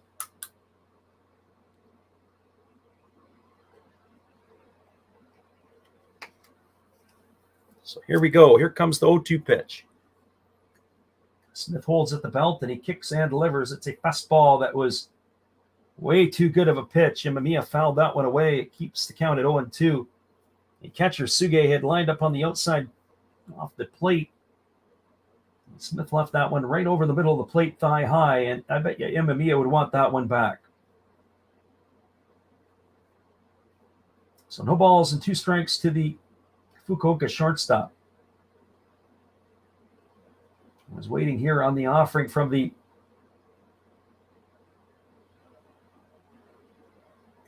right-hander Bert Smith. He kicks and delivers. It's a fastball that misses outside, and the count is 1-2. That pitch was at 95 miles an hour. So a 95-mile-an-hour heater from Smith. I'm sure the Hawks would like to be able to get at least one more back in this inning. So Imamiya waggling the bat. And here comes the pitch from Smith. It's a breaking ball that is swung on and fouled away. It's going to reach the seats over on the first base side. And the count is going to remain at 1 ball and 2 strikes.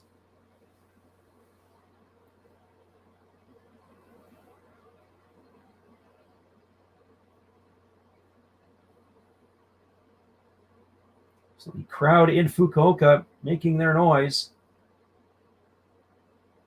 hoping the Hawks can pull another run out of their hat. Here comes the 1-2 pitch. Smith holds steady, kicks and delivers. It's a fastball that just misses a bit low. 96-mile-an-hour fastball that was just at the knees, but just below, says the home plate umpire. That was a really good pitch. It had some downward taper. But I have to agree that Suge didn't quite get underneath that one. So here comes the 2-2 pitch. As the right-hander Smith now works set. And he kicks and delivers. It's a fastball swung on and missed. And Imamiya is down on strikes for the 3rd out of the inning. Well, they get a run back to the Hawks. They had 1 run in the inning on 2 hits. There were no errors, and there were 2 runners left aboard. We are now through 7 complete innings in Fukuoka. It is the Seibu Lions 4 and the Fukuoka SoftBank Hawks 1. We'll be right back in just a few minutes, everybody. Hang tight. Glad you're with us.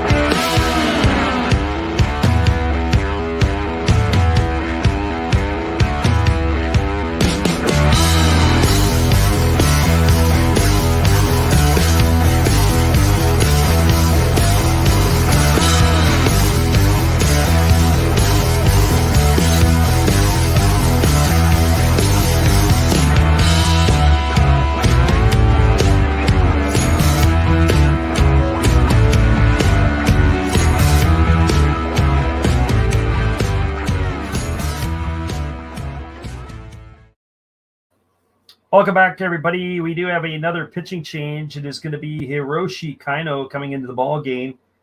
Kaino is coming on in relief of Izumi. He's going to be the 3rd pitcher used by the Hawks this evening.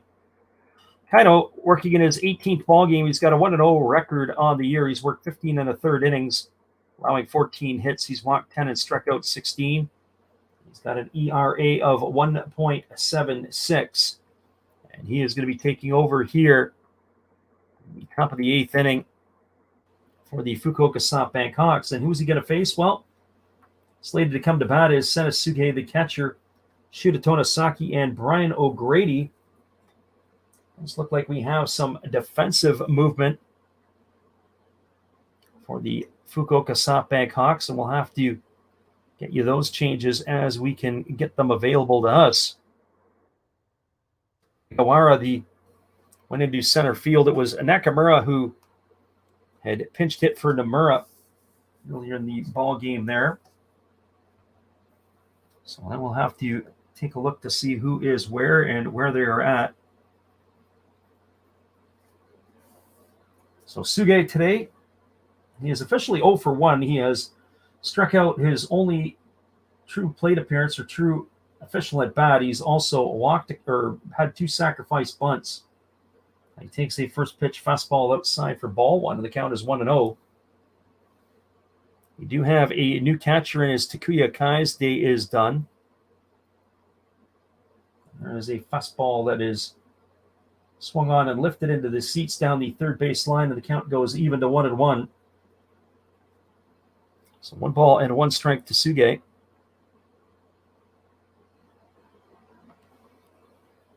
So as we said, the last half inning, Tanagawara went into center field. There's another one that swung on and fouled off into the temporary seating down the third base line, and the count is 1-2 to Suge.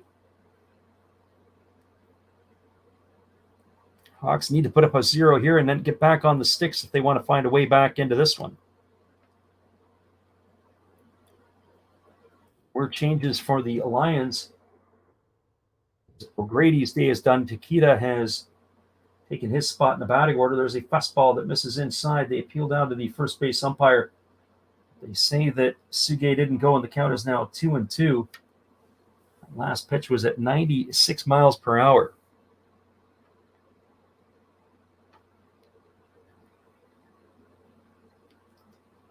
So here comes the 2-2 pitch.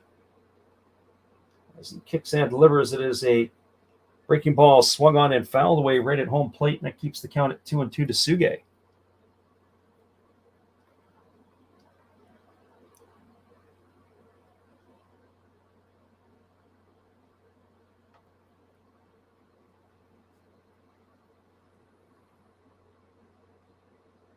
The new catcher in the game is Uno, who replaced Takuya Kai. So Takashi Uno now in for Takuya Kai.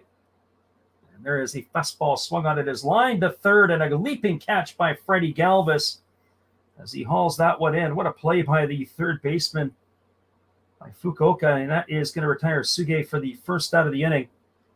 He hit that ball right on the screws, and Galvis crawls up the ladder to make the grab. Nice play by the third baseman. So that is 1 away, and that'll bring up the second baseman and Shuta Tonosaki. Well, Tonosaki provided the big blow back in the last inning for the Lions as he hit that 2-run homer on a 1-2 pitch. Left field off of Kodai Senga. The first pitch is a split finger pitch, swung on and missed, to the count is 0-1. He is 1 for 3 tonight in this one. He is grounded to third and grounded to first as well.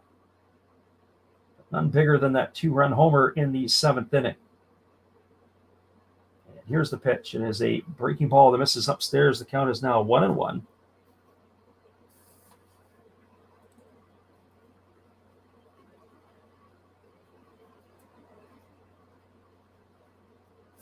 So 1 ball and 1 strike it is. And here comes the offering from the right-hander, who kicks and he delivers. It is a split finger pitch that just misses down. And the count is now 2-1 to Tonosaki.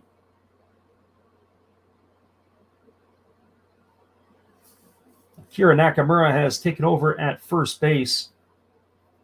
He is batting where Nomura had hit in his part of the batting order. And Momori has now moved over to second base. There is a pitch that's swung on and fouled away, and the count now is 2-2 to Tonosaki. So 2 balls and 2 strikes.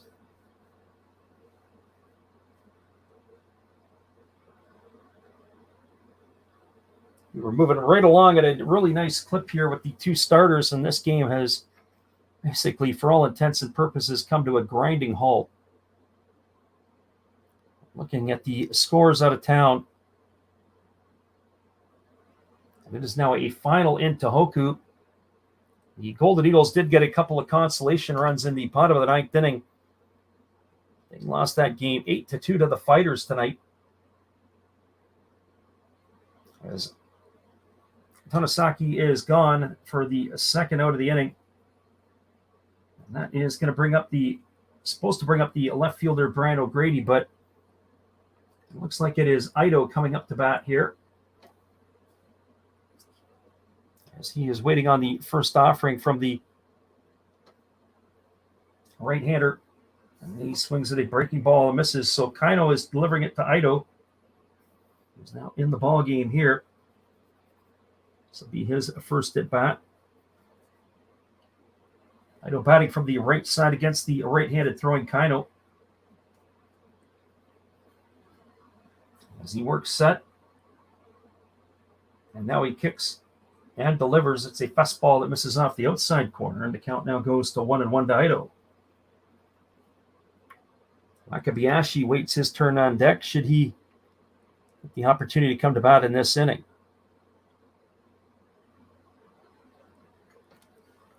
So 1 ball and 1 strike. And here's the offering from Kaino, who kicks and delivers. It's a fastball swung on and missed. The count now is 1-2 on Ito. Was in the 8th spot in the batting order for the Lions now. As we said, O'Grady's day is now finished.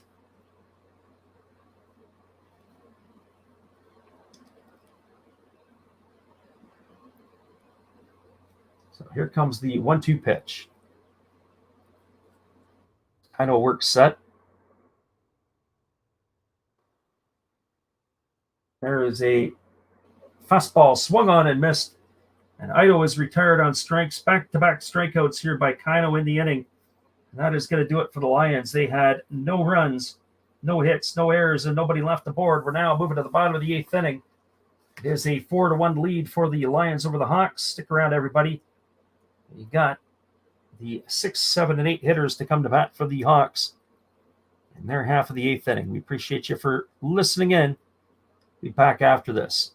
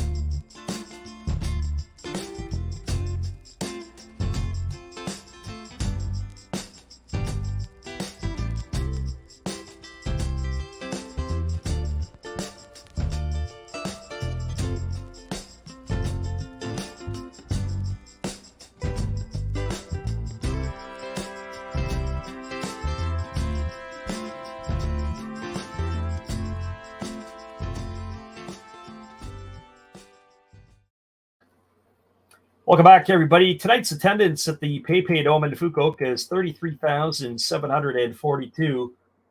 It's pretty close to capacity. We do have a pitching change for the Seibu Lions as they are bringing in their left-hander. We saw him last night. This is Kuman, who is coming into the ball game. If you do a double check of his first name, he had him in for last night's game, and this is going to be Katsuhiko Kuman, and he is going to be the third pitcher used tonight. Wonder how many he will face here because he is a situational lefty. This is going to be his 10th appearance.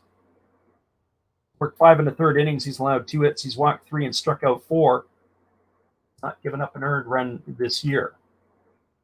So Yuki Yanagita steps to the plate. He's 1 for 3 tonight. He's got a single in 3 trips. He's also popped to the first baseman and struck out in his times to the plate. And there he swings and misses at a fastball for a count of 0-1. So no balls and 1 strike to Yanagita. Yanagita, when we watched him play, there's sometimes when he is in a groove, he looks good, and then there's other times he's waving at the pitches and he looks sick. That's kind of where he's at right now. There's a breaking ball that drops in for a call strike, and the count's now 0-2. And Agita has been dropped down lower in the batting order. He's been basically a mainstay in the 3-hole for much of the season, and come into this series, and he has been dropped down. And Agita is not at the top of his game anymore. He's on the downside at 31, and there's a breaking ball swung on and fouled away over on the third base side. The count remains at 0-2. So no balls and 2 strikes. You wonder sometimes about players and their skills and how they can really fall off. I look at Yanagita, his running ability has fallen in the last couple of years. He's on a steady decline, doesn't steal the bases that he used to. Still has power. Now there's a breaking ball swung on, and it's grounded foul past the first base bag, and the count remains at 0-2. Still fields his position all right, but you see when they get in the late games, they'll sometimes substitute him out if they have the lead after the 7th inning. His defense, that tells me his defense isn't where it used to be either, or maybe where it ever was. So the ball's at 2 strikes to Yanagita. Left-hander Kuman works set at the belt, and now he kicks, and he delivers. It's a fastball that gets by the catcher, by the home plate umpire, and goes all the way to the backstop. It's going to run the count to 1-2, and it whistled right by the mustache or the nose of Yanagita. Oh boy.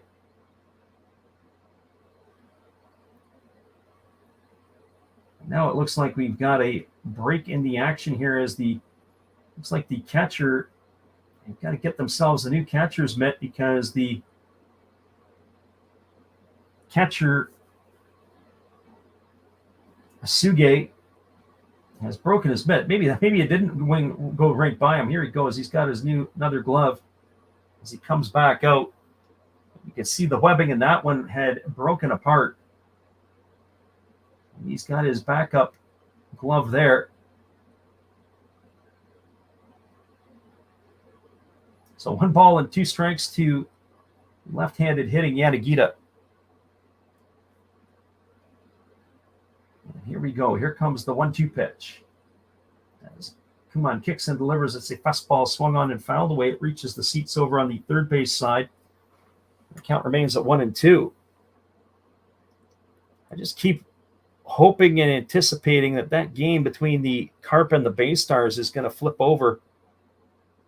Much to my chagrin, it is not right now. It's still 2-0 for the Carp in the bottom of the 7th inning. There's a runner at first and a 1 gone. The Bay Stars, after winning that big series, are about to lay an egg here against the Hiroshima Carp, losing 3 straight there. Actually, I shouldn't say won a big series. They beat the Chinichi Dragons. They swept them in 3 after being swept by the Swallows. So it's been a series of sweeps for the Bay Stars if they lose the game tonight to the Carp. So here comes the 1-2 pitch. As Kuman delivers, it is a fastball swung on. It is lifted foul down the left field line and drifting over and leaping and trying to make the grab as the left fielder, I think that was Ito who they've got in left field at this point, and he can't come up with it. Nope. It's not Ito. Is that Suzuki or Wakabayashi? They made a couple of shifts over there around. What a great effort, but not able to come up with the play. Have to see what the Lions have done defensively there. That is Takeda, who is in center. It is Shohei Suzuki, who is now in left field. He couldn't quite come up with that one. And there's a fastball swung on. This ball is lifted into center field, and there is Ito, who's going to make the catch. And that is going to retire Yanagita for the first out of the inning. So Ito Takeda was in center field. It just goes by Ito. You get the English box score, so sometimes they just give you the last name of the player. So he is gone for out number one. That's going to bring up the switch hitting Freddy Galvis to the plate. Galvis tonight batting from the right side as he had faced Dietrich Enns, and now he is facing the lefty Kuman here, who delivers a fastball that swung on and it's grounded foul just past the third base bag. The umpire had to get out of the way, and then the ball boy tried to make the play, and he fell to the ground. Calamity in foul territory. That's 0 balls and 1 strike to Galvis. Give the effort to the ball boy, but A for effort, but an F on making the play. So here's the 0-1 pitch to Galvis. It's a fastball swung on. This ball is belted into deep center field. Moving over underneath it is Ito. He's going to make the catch, and that's going to be 2 away here for the Hawks in their 8th inning, and that's going to leave it all up to Kenta Tanegawara, who is coming to bat for the first time here. So Tanegawara, he came into the ball game in the middle of the inning to replace the center fielder Tomoya Mazaki. So this is his first at bat on the evening. Tanegawara is batting .238 with no homers and 8 runs batted in. 15 for 63 on the year. Here comes the first pitch. It's a fastball that misses down, and the count is 1-0. So 1 ball and no strikes to Tanegawara. Left-hander against the left-hander. Kuman gets his sign from his catcher Suge. He works set at the belt. And now he kicks and he delivers. It's a fastball that catches it at the knees for a called strike, and the count is 1-1.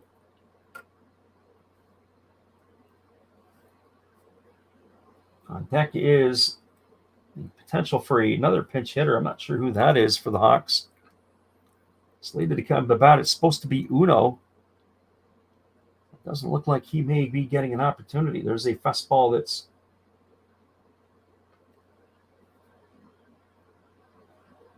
this is outside, and the count is now 2-1. So 2 balls and 1 strike. Just trying to get myself updated on who this pinch hitter may be. Sometimes you get the opportunity to look and you can catch who that might be and who that is. We got to look at our numbers here. See what we got. There's a fastball that misses for a ball, and the count is now 3-1. So 3 balls and 1 strike.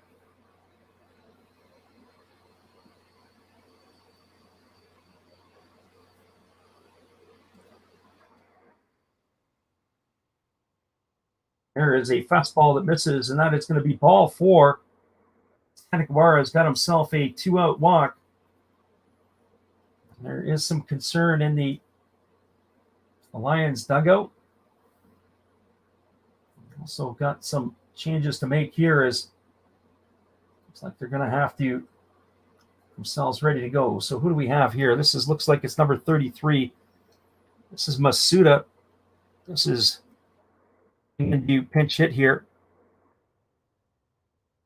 Batting .263 on the year. He's got a homer and 6 RBIs. 23-year-old was the 3rd overall pick in the 2017 draft. He takes a first pitch fastball for a called strike, and the count is 0-1. So Uno's day will be done, and Masuda in here to pinch hit. Or Masuda, I should say. It didn't last long for Uno. So no balls and 1 strike to Masuda. Kuman checks the runner at first. And now he kicks and delivers. It's a fastball swung on, and this ball is hit foul down the right field line. The count is now 0-2. So way ahead is the lefty Kuman.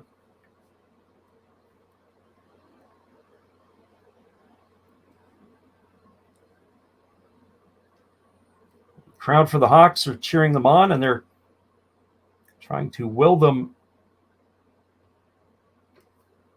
have some success here in the inning. They're waiting here on the offering is Masuda. As the lefty Kuman holds set. Checks the runner, and now he kicks and delivers. It is a breaking ball swung on. It's grounded over to third. Fielded by Wu. He throws to first, and that is going to retire Masuda on a ground out 5-3. Is going to do it for the Hawks here in their half of the eighth inning. There was no runs, no hits, no errors, and one runner left aboard. Now through 8 complete.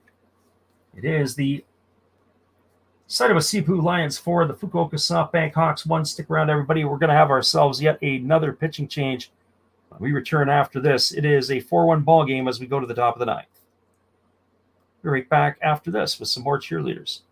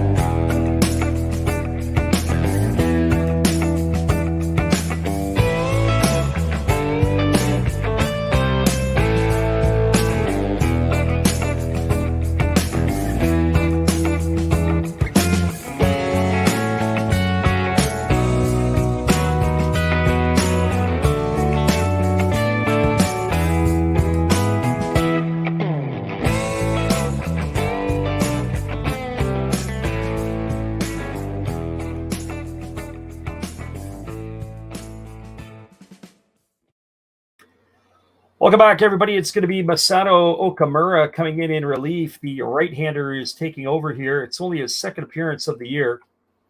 He has pitched in 5 innings. He's allowed 4 hits, walked 1 and struck out 5. He's got an ERA of 1.80. So this is his first relief appearance. He had got a start earlier this year for the Hawks. The 7th pick in the 2018 draft. It's his 3rd season with Fukuoka. And pitched 12 ball games in the 2019 year and 5 last year. And this is only his 2nd here in 2022. There are some changes as we are going to be getting some other places that are happening. It looks like it'll be Tanagawara going behind the plate. We'll see where that is in just a moment here as the right-hander is getting himself warmed up.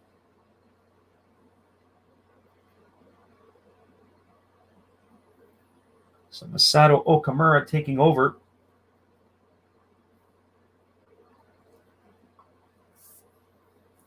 So here's Tanagawara coming in behind the plate. As he had come in center field defensively. I was just saying earlier on, I said I hadn't really seen Tanagawara catch. They had him listed as a catcher. We've seen him play in the infield quite a bit. He is going to get the opportunity to show us what his make is all about behind the dish here. This will be the 3rd catcher of the night used by the Hawks, as we had originally Takuya Kai, then Uno had come in, and now it's Tanagawara. You don't see that every day in Major League Baseball. 3 catchers in one game. That would be a rarity. Not so in the Japanese League. They usually list 3 catchers on their rosters. So we have on Twitch, we've got, it's K1DD in the house. And he says, where are you watching the game? Here comes the first pitch. It is a breaking ball taken for a called strike, and the count is 0-1 to Wakabayashi. So Wakabayashi, Suzuki, and Genda here.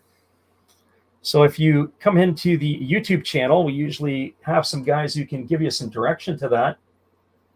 But I know he's listening over on Twitch. There is a fastball that misses outside. The count goes to 1-1.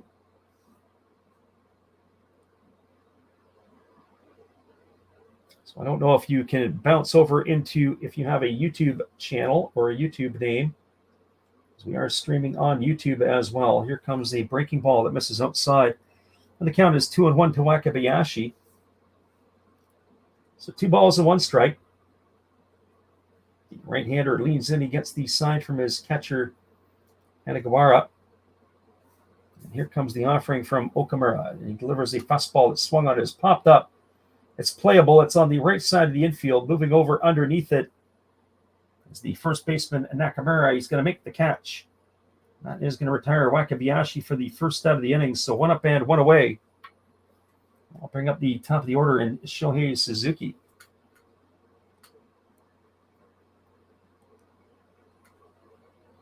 Well, Suzuki tonight, he's officially 0 for 3.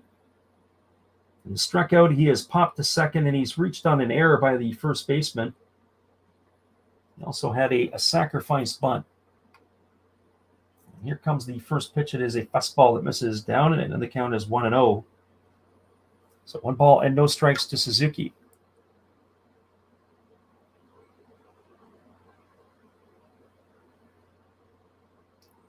The Carp have added a run in the bottom of the 7th inning, and they're still batting. They got the bases loaded. So there's a fastball that misses down, and the count is now 2-0 to Suzuki.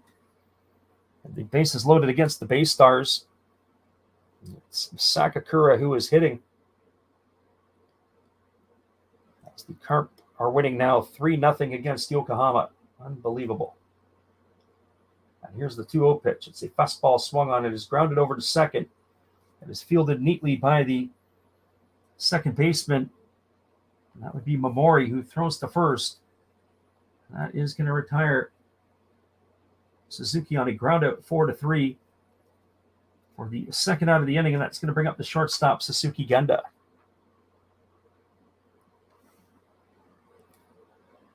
Well, for Genda,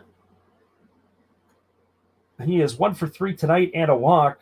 He's got a single in those 3 trips. He's also flown up to left and grounded to second.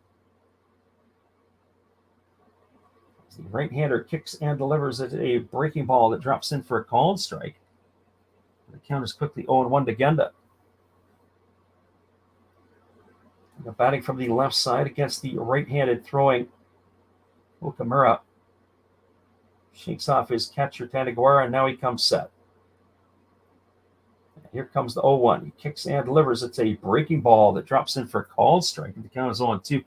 Now, that breaking ball had some bite to it. We've seen a lot of get-me-over pitches, but that one there was a pretty solid pitch. So no balls and 2 strikes. And here's the pitch. It is a fastball that misses down. Good stop by the catcher, Taniguara. That runs the count to 1 ball and 2 strikes. Once this game is done, we will be sure to wrap this one up and give you all the updates on the other, as it now is a 7-0 game for the Carp. It was a grand slam by Sakakura. But the Carp now up 7-0. There's a fastball swung on. It's grounded over to second. It is fielded neatly by the second baseman, Momori. He throws to first. It's going to retire again on a ground out 4-3. Well, that is going to do it for the Lions in their half of the 9th inning. No runs, no hits, no errors, and nobody left. We're going to the bottom of the 9th inning. It is the Seibu Seibu Lions 4 and the Fukuoka SoftBank Hawks 1. Stick around, everybody. There is a pitching change coming up, and we'll be back in just a couple moments with all the action here when we return. We'll be right back after this. There's some more cheerleaders.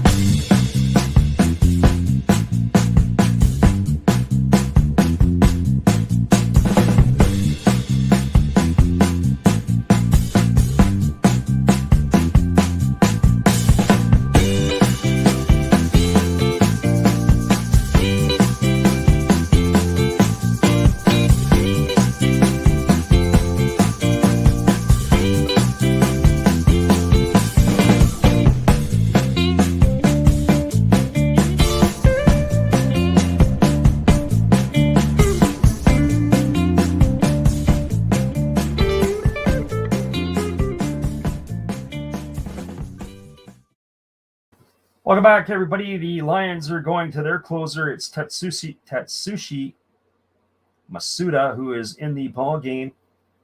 He is looking to come in and close the deal here for the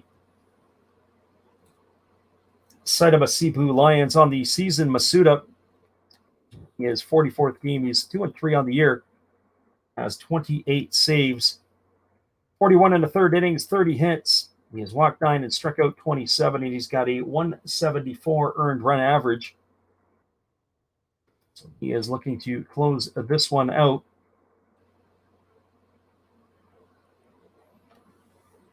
And it'll be coming to bat here. It'll be the top of the order for the Hawks. It'll be Mamori, Nakamura, and Graciel face him here. Mamori today 0 for 4.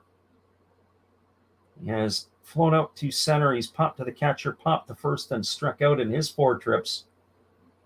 So here comes the first pitch from Masuda. It is a fastball swung on and missed. The count is 0-1. Our friend the living room has got his pom-poms out, cheering for the Japanese cheerleaders. So no balls and 1 strike. And here's the pitch. It is a fastball that misses upstairs, and the count is 1-1. Already planning my next blitzball trip. We get back to Windsor. I have to play another game with the living room and his buddies and friends. That was fun the other night. Good times. There's the 1-1 pitch. It is a fastball swung on and fouled away, and the count now goes to 1-2.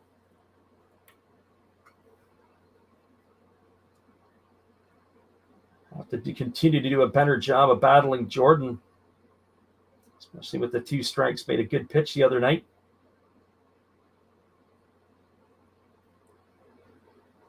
So 1 ball and 2 strikes it is to Mamori as the right-hander Masuda works set. And now he kicks and delivers. It is a fastball swung on. It's fouled straight back. The count remains at 1-2. So 1 ball and 2 strikes. The Hawks are down to their final at-bats here as they trail by 3 runs in the bottom of the 9th inning. And Masuda, who is having a very good year here. Living room says Jordan had some good stuff. We're all going to be better next year. Well, that's important. You got to always keep getting better. And there is a breaking ball swung on and missed. And Mamori is down on strikes for the first out of the inning. And that is going to bring up Akira Nakamura.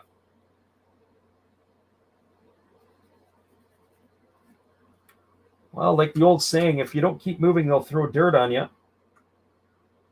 It's the same thing in baseball. If you don't practice, you won't get better. And if you don't get better, you probably get worse. You definitely don't stay the same.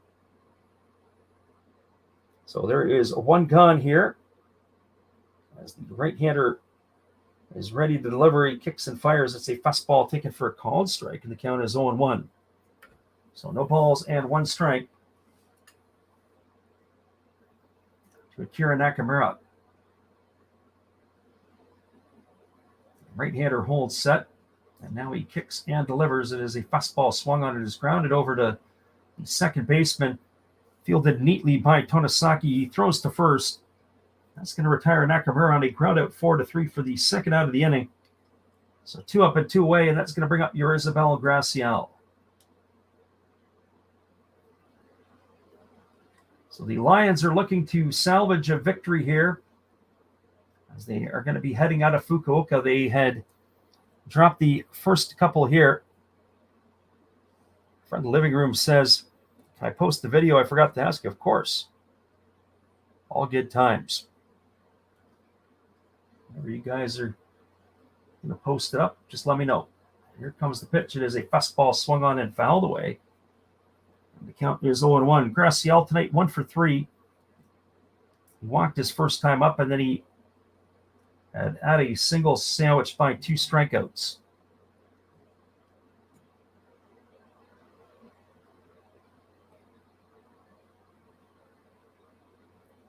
So no balls and 1 strike to Graciel. As the right-hander Masuda holds it set at the belt. Now he kicks and delivers. It's a breaking ball that just misses inside, and the count is 1-1.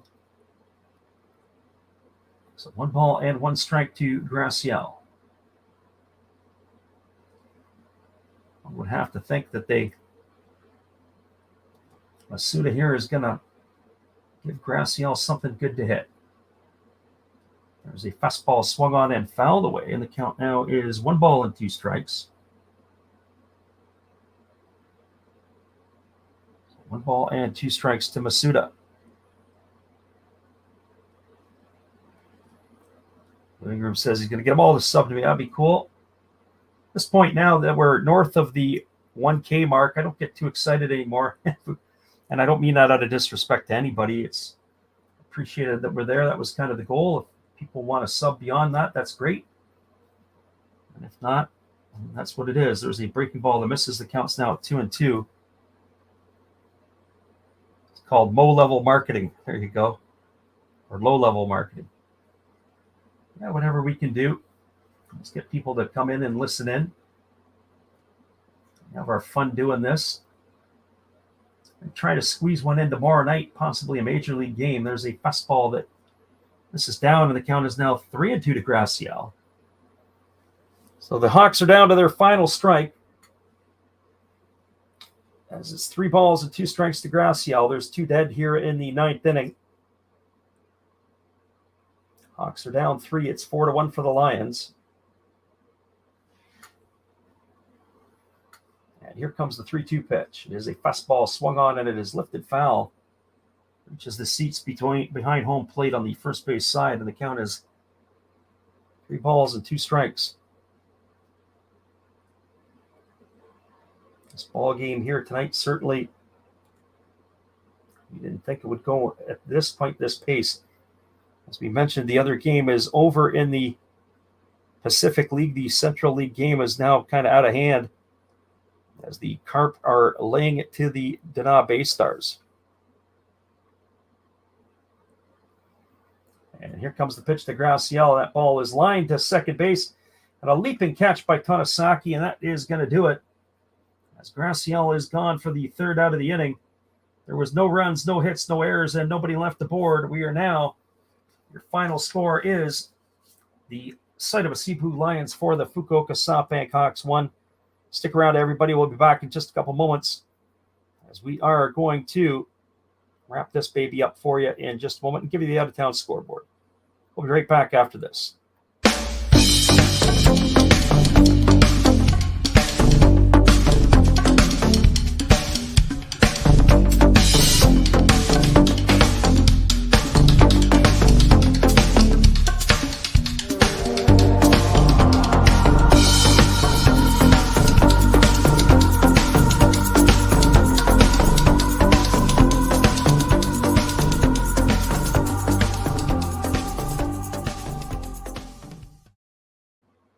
Welcome back, everybody. We're going to give you the quick out-of-town scoreboard and wrap this one up for tonight. As the other games, there are 3 games that will be later starts in the NPB. The Hokkaido Nippon Ham Fighters knocked off the Tohoku Rakuten Golden Eagles 8-2. 8-10-0 for the Fighters, 2-7-1 for the Golden Eagles. Kato got the win. It was Hayakawa taking the loss. Kato 6-6. Hayakawa is now 5-8. The Golden Eagles need some help in a hurry. The only other game underway is in the Central League. It's a 7-0 scoreline for the Carp over the Bay Stars. 7-9-0 for the Carp. 0-6-1 for the Bay Stars. Sakakura hit a grand slam in the bottom of the 7th inning. That has extended the lead that they had built on in the 4th from 2-0 to now 7-0. Well, this one here is a final. The Seibu Seibu Lions, all the scoring in this game came in the 7th inning. The Seibu Seibu Lions stuck a 4 spot on the board in the top of the 7th. It was a leadoff single by Ning Ting Wu. He was sacrificed over to second base, then Shita Tonosaki on a 1-2 pitch. Hit a 2-run shot to left field off of Kodai Senga. That made the score 2-0. I don't know why they left Senga in, as he looked like he was losing it there. And then it was a base on balls to Brian O'Grady. And then Wakabayashi singled. And then Shohei Suzuki hit a ground ball to the first baseman. And it was completely whiffed by Momori, as that ball ended up getting by him into right field. And that brought a run in. Ito had come around to score. Then Suzuki Genda came to the plate. He singled and knocked in a run. And then Tomoya Mori got to the plate, and he singled and knocked in a run. Then Hotaki Yamakawa struck out, and Ning Wu bounced into a fielder's choice. They sent 10 batters to the plate in the 7th inning. They were able to cash in 4 runs with the 5 hits that they had. Went to the bottom of the 7th inning, and it was a leadoff single by Takuya Kai. And then after a flyout by Momori, a base on ball to Nakamura. Then Gracial struck out, and then Alfredo Despania knocked in a run for his 27th RBI of the year on a single. And that was where the scoring ended. The win in this game, the winning pitcher is Dietrich Enns. He goes to 10-6 on the year. Fine pitching performance by him. He went 6 innings. He battled through the first 3, but he was able to settle down and get himself the victory. The loss goes to Kodai Senga, now 9-5 on the year. And the save goes to Matsuda. That's his 29th of the season. All right, everybody. Once again, we appreciate y'all for listening in tonight. We thank you guys for stopping in for this one. We'll hopefully be back on the air tomorrow. We haven't made our decisions yet, but if we are, we will try to post it up about an hour or so before we make the first call. It's been another Last Drafts Baseball video production. We have a great day, everybody. Come on back and see us again later. We'll do it all over again.